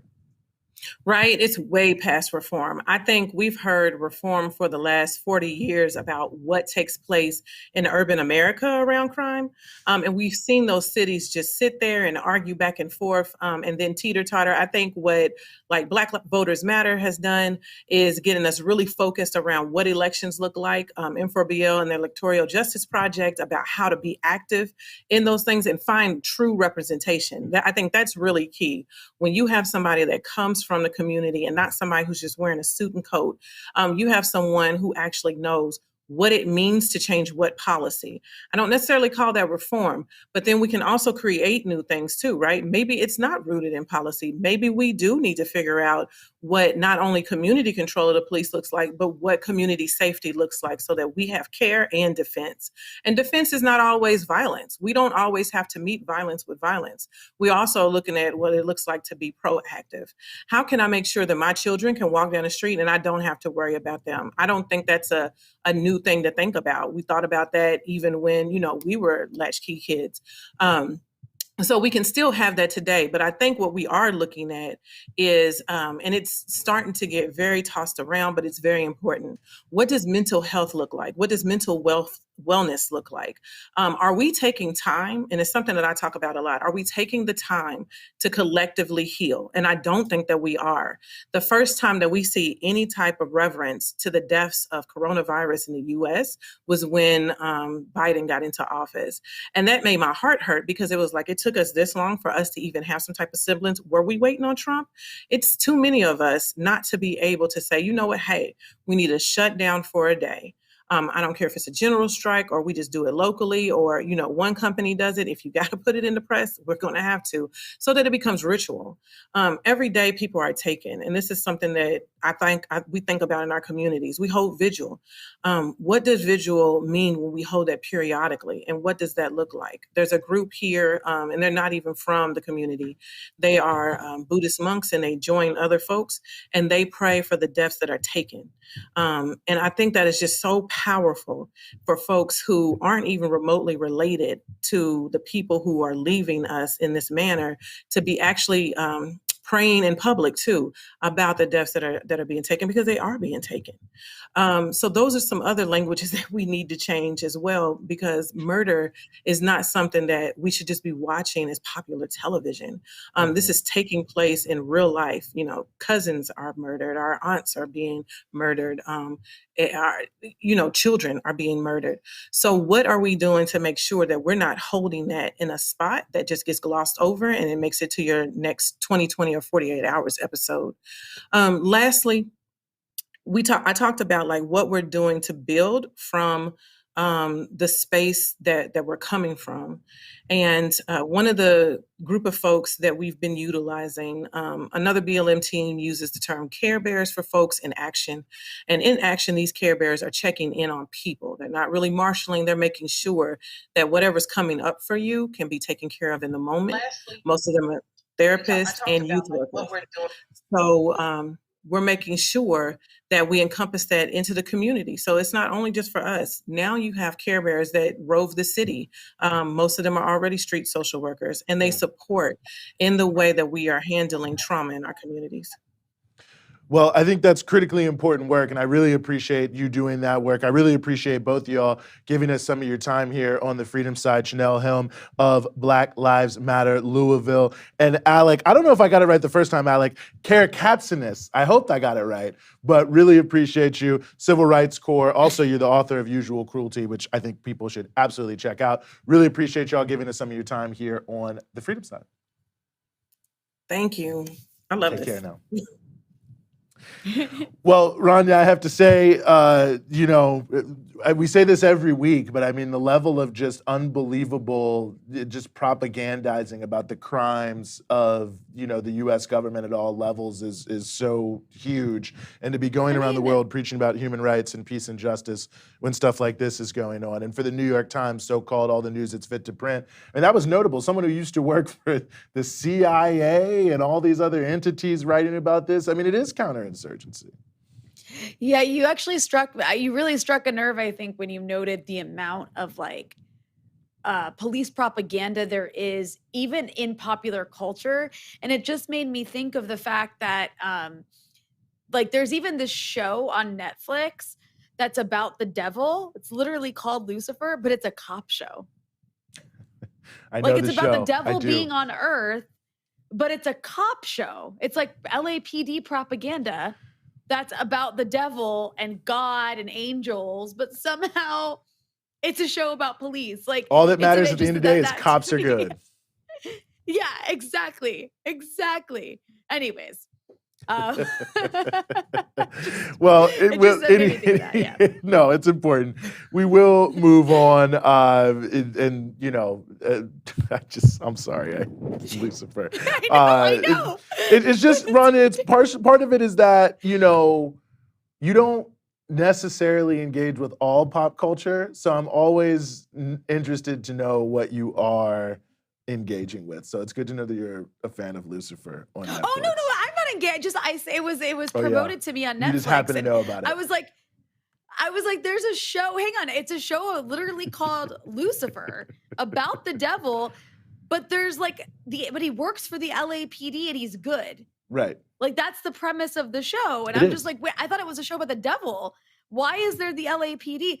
Like it's even with background noise, everything's like police propaganda. It is. No, but it is. It's There's pretty so many incredible. cop shows. By the way, Original Law and Order is coming back, so I guess NBC's bottom line not looking. I that never good, watched. but Yeah, I never was really into. The only cop show I've ever really been into was The Wire, and then looking back, it's very problematic. But it has some interesting, parts to it. But I've never really been into the cop shows. But there's like so many CIA, FBI, just like local police department shows that are just everywhere. They're even in other languages. Like I get a lot of, because I live outside of the US, I get a lot of like Netflix previews promoted to me that are shows from like other countries like Finland, but they're cop shows. Well, It's there like- are many of them. We're going to do a whole Genre. retrospective on foreign cop shows, Sorry, many of I'm which getting are on carried away Netflix. No, it's here. okay. I started it. It's my fault. We're going to move on to the broader atmosphere happening in the world, the new Cold War with China being pushed by the United States and other ne'er-do-wells all around the world. We are very happy to be joined as we continue the show by Carlos Martinez, who's a co-founder of the No Cold War campaign, also runs the Invent the Future blog, and is the author of The End of the Beginning, Lessons of the Soviet Collapse. I had to shout that out. It's a great book. Carlos, thank you so much for being with us. Thank you, guys. Good to see you. Very good to see you as well. Now, one of the big things that we've seen in geopolitics is Meng Wanzhou, who, of course, was the CFO, I believe, of Huawei, who was arrested in Canada on an extradition to the United States for allegedly violating U.S.-Iran sanctions. So just the skipping theory of countries says something in and of itself. But of course, she was able to return to China after the deferred prosecution agreement with the U.S. Department of Justice. I'm curious if you think, Carlos, that this is perhaps, I don't even really know how to frame it. Maybe this is but a step back to some degree. I mean, this case was such at the center of the ratcheting up of tensions between the U.S. and China, between Canada and China. Does this resolution of the case give you some hope that perhaps the inexorable march towards Cold War may not be so inexorable? Yeah, I think the main way that I would frame it is basically as a remarkable victory. China showed that it wouldn't be pushed around on this. Meng Wanzhou's detention was an act of blackmail, right? Of aggression. It was an act of, as you say, of a new Cold War. The US was trying to make this statement that Chinese companies need to get in line with US hegemonism, with their long-arm jurisdiction, because if not, this is what will happen. Chinese companies can't get too big. They can't compete in the global marketplace. They can't become leaders in science and technology, because if they do, we'll bully them. We'll literally arrest, detain, essentially kidnap senior executives, like you say, the CFO of Huawei. Imagine if something like that happened to the CFO of Google or of Microsoft. I mean, it's inconceivable. You can't even really think about it. But China didn't back down. It hasn't made any significant concessions. The lawyers fought a very strong case. China did the necessary work at the diplomatic level. There was, an active freedom campaign within Canada that took this fight to the court of public opinion, if you will. And then obviously the matter was taken up by the Chinese team in the recent negotiations with the US. We've heard reported that Xi Jinping raised the issue with Biden on their recent phone call. So there was this kind of multi-dimensional struggle for Meng's release. And it was successful. And that's great. It's like a rare example of a country standing up to the US's bullying, to the US's unilateralism, to the US's coercion, and winning. And ultimately, it's kind of a sign that China's strong enough now that it's not going to be pushed around. Like, these aren't the opium wars anymore. It's not the century of humiliation anymore. And nor is it even the 1980s and 1990s, where China had adopted a foreign policy based more or less around the Deng Xiaoping edict of we hide our strength and we bide our time, and basically largely staying quiet in order for China to develop the space that it needed to develop, which was fine, and I think was probably an appropriate foreign policy for China at that time. But now we're seeing a more assertive China, and that's a positive thing, not just for China, but actually, I think, for the people of the whole world, and particularly the global South, particularly the developing world, particularly those countries that aren't willing to go along with imperialist diktat, with this US-led world order. It's great for Iran if China can win these victories. It's great for Venezuela or Nicaragua or Cuba or Russia or Bolivia or Zimbabwe or North Korea or Vietnam, because these countries are also victims of the same type of hegemonism, this attempt by the US to impose its will on the world.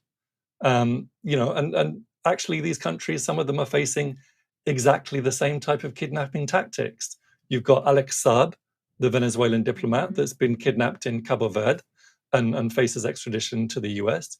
You've got Moon Chol-myong, the North Korean businessman who's been kidnapped in Malaysia and faces extradition to the US.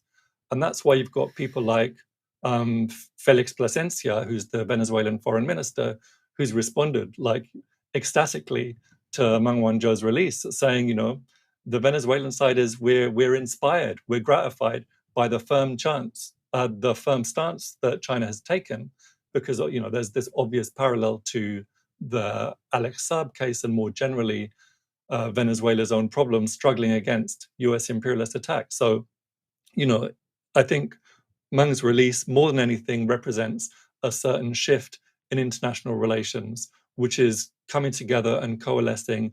And there's numerous countries involved in that. And I think that relates a little bit to something that we talked about before, the formation of the Group of the Friends in Defense of the US Charter, the UN Charter, which was announced earlier this year, which is a network of, I think, 17 or so countries that are just pushing to return to a basic framework of international law, to promote the UN Charter, to get to a system of multilateralism and end these unilateral coercive measures and arbitrary punitive actions that are routinely taken by the US under the banner of a so-called rules-based international order. So yeah, the way I would frame it is that the release of Meng Wanzhou is an important victory for all of progressive humanity. Mm-hmm. Carlos, I'm curious, we're told the official story is that she was detained over a sanctions violation that had to do with Iran, right? That's the official story. However, this was an executive from Huawei, which is a company that the US has been trying to punish, trying to sort of like destroy the business because it's just so widespread around the world. Huawei technology, you don't see it in the US. I don't even think that a Huawei phone in the US would work at this point, but they're very good phones. It's very good technology. It's much cheaper than the iPhone. So it's much more accessible to people in the developing world. There's Huawei phones all over Lebanon that are very cheap. Most people have them here. I've seen them a lot in Iraq, in my time there, a lot in Syria, and even in Europe for that matter. So I'm curious, what do you think that this was really about? Like, do you think it was really about the sanctions violation, or was that just an excuse for like a broader sort of war on Chinese technology? Yeah, I mean, there's a couple of aspects to it. I mean, sanctions come into it because the US does want to maintain this long-arm jurisdiction. They want to be able to impose their unilateral sanctions globally. But actually, from a legal standpoint, Meng's detention was a farce. There's no basis for it in international law whatsoever. Under international law, you can only extradite someone when the crime that they're accused of is also in a crime in the country that they're traveling through. But circumventing US sanctions on Iran is not a crime in Canada, or indeed any other country Meng had been in. Furthermore, this charge against Meng relates, as you say, to unilateral sanctions that were imposed by the US on Iran. Those sanctions themselves are literally illegal. There's only, according to the UN, sanctions can only be imposed by one body and one body alone, which is the UN Security Council. So there's no reasonable legal basis to Meng's detention. Of course, the US wants to impose its sanctions, and that's part of it. The fact that China has very good bilateral trading relations with Iran is a problem, in the same way that in the Alex Saab case, the fact that Venezuela has very good bilateral trading relations with Iran is a problem. But also, as you say, the US is trying to send a message in relation to what it considers acceptable from a country like China and from a company like Huawei. Actually, Huawei providing cheap phones, the US can probably live with. When the US was really happy with China, China was producing cheap T-shirts in factories in Guangdong, right? That was the 80s and 90s, when China was very much at the bottom of the value chain in terms of globalized capitalism. But it was never China's plan to stay at that level. China's absorbed all these lessons in management, in science and technology.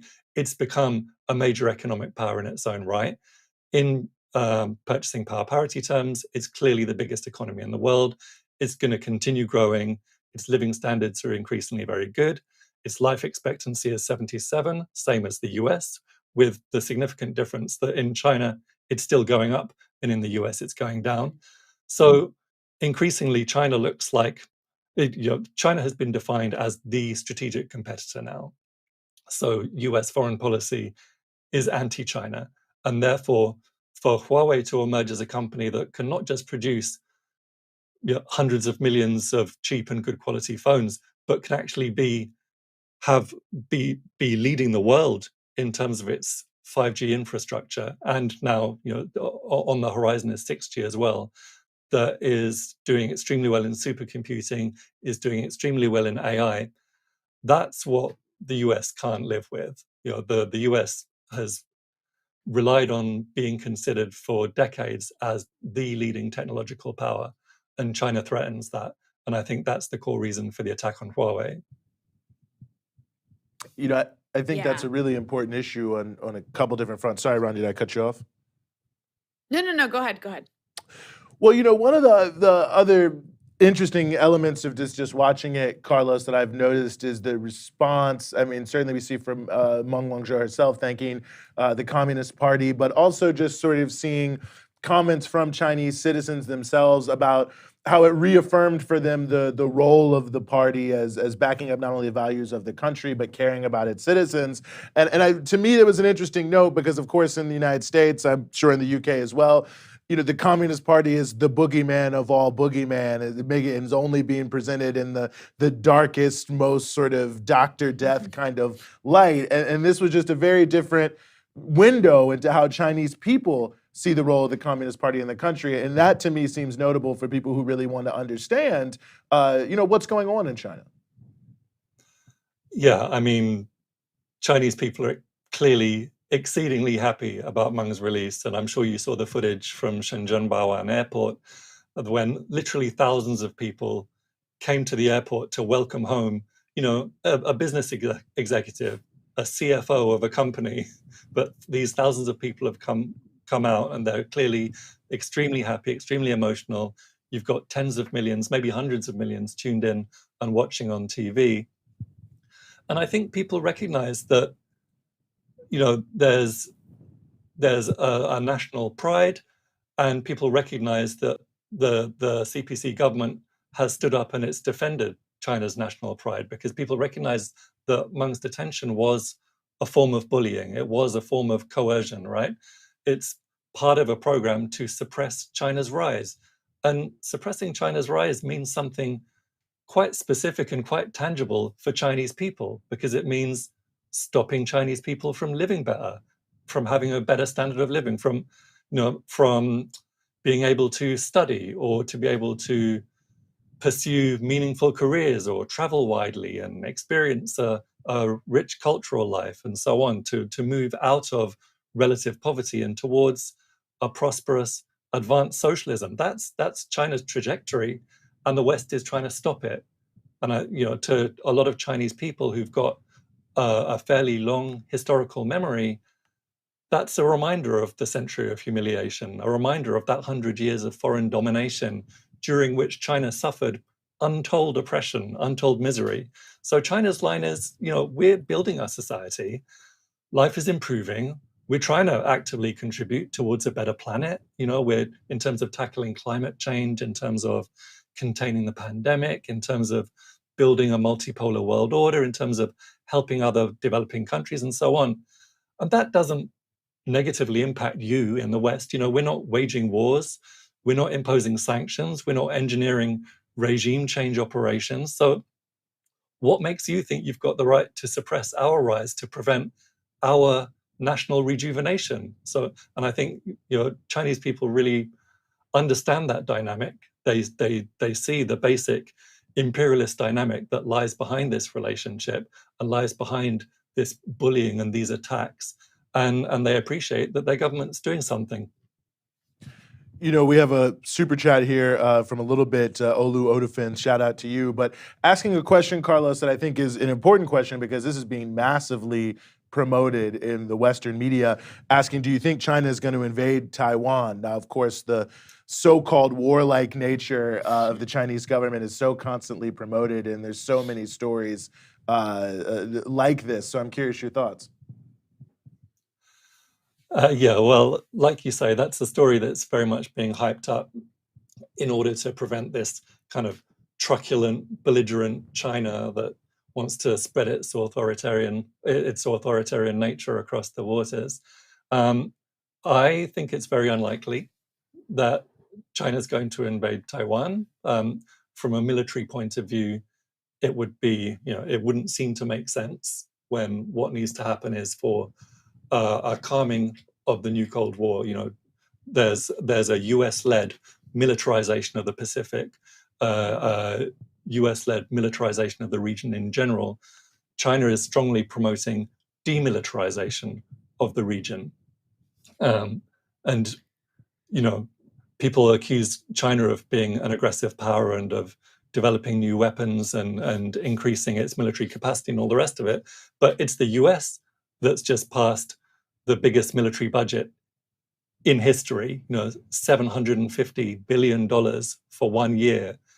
Everyone's going on about how great the infrastructure bill is, that you'd get $3.5 trillion potentially over 10 years, which is $350 billion in 1 year. So that's half.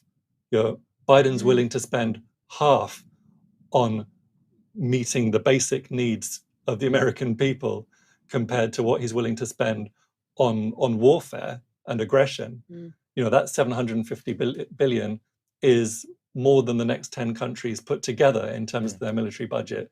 China spends 1/3 of that, in spite of having 4 times the population, in spite of having literally 14 borders, in spite of facing this campaign of encirclement, facing this campaign of containment. China needs to defend itself. China is very genuinely under threat. The US very genuinely isn't.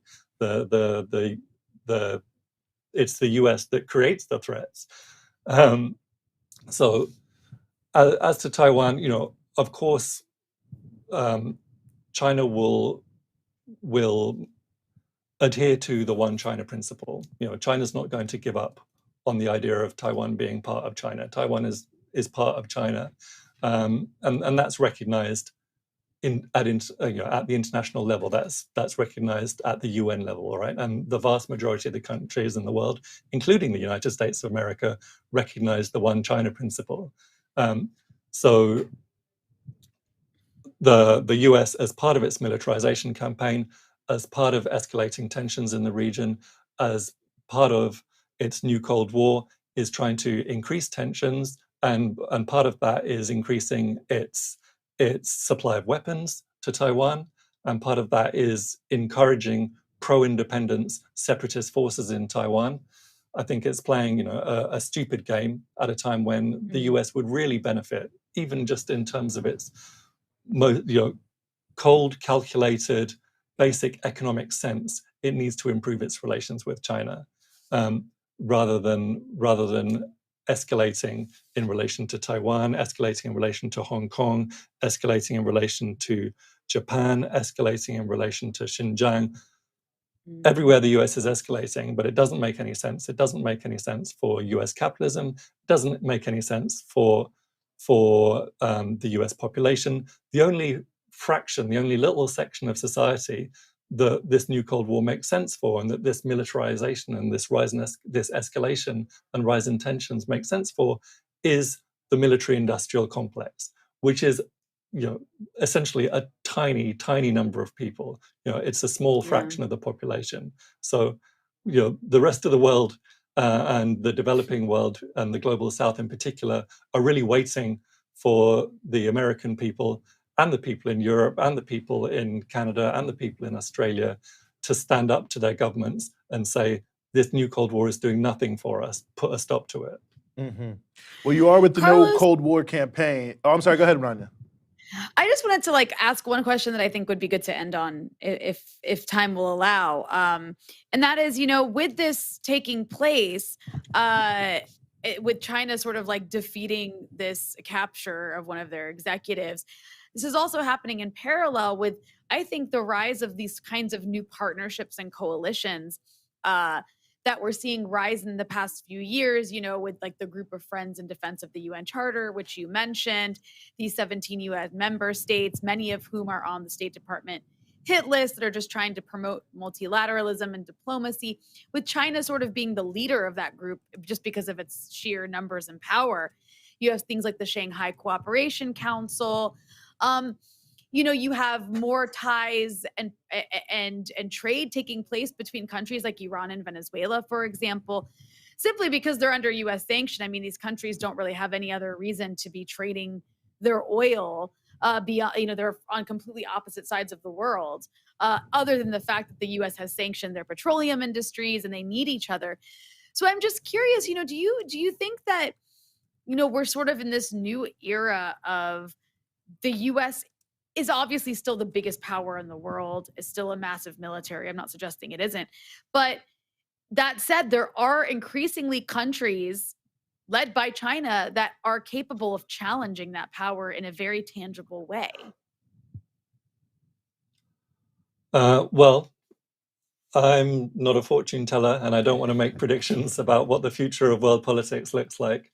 I strongly feel that that's the trajectory of humanity, is towards multipolarity, right, or a pluripolarity, whatever you want to call it, towards a much more equal, a much more peaceful, a much more democratic and a balanced system of international relations, where you have multiple, relatively strong powers and blocks, which would include China, which would include the US, which would include the EU, which would include the African Union,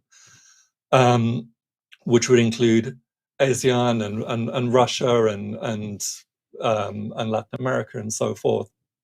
And in terms of the sort of institutional and legal basis for that, that exists in terms of the UN and the UN Charter.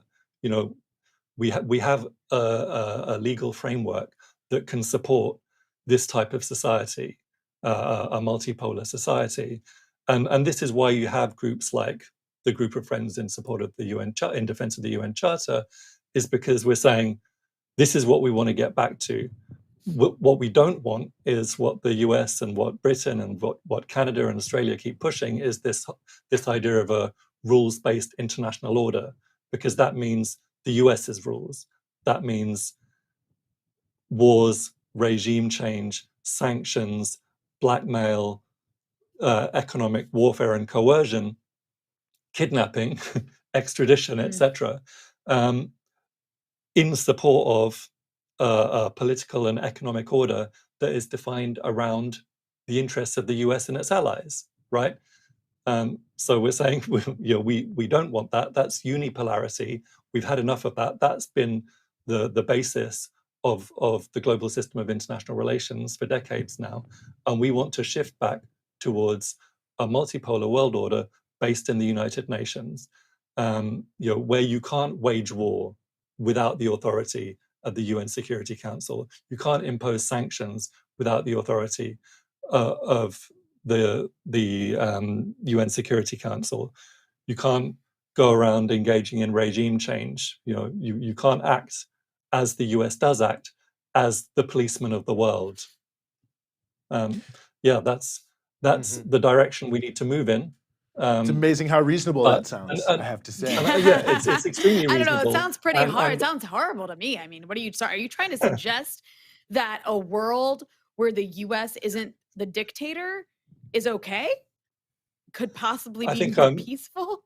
All I'd say is that most of the world supports that. Most of the world wants that. If you ask the average person in China, do they want that? Or you ask the average person in Iraq or Iran or Zimbabwe or South Africa or Mozambique or Gambia or Ghana or Nicaragua or Cuba or Venezuela or Brazil or Russia, do you want a multipolar world? They would say yes. Yeah. Where this movement for a new world is still very weak is in the West. It's in Europe, right. It's in North America, it's in Australia. So that's for us to take care of, right? That's our job, to build that movement. Absolutely. Well, Carlos Martinez with the No Cold War campaign, among many other things. Really appreciate you joining us here again on the Freedom Side. Great to see you guys. Thank you. Absolutely.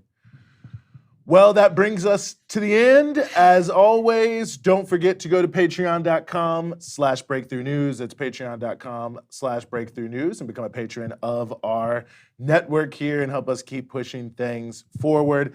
As always, an honor to be here with you. Thanks, everyone, for watching. Ronnie, thank you so much for being with us.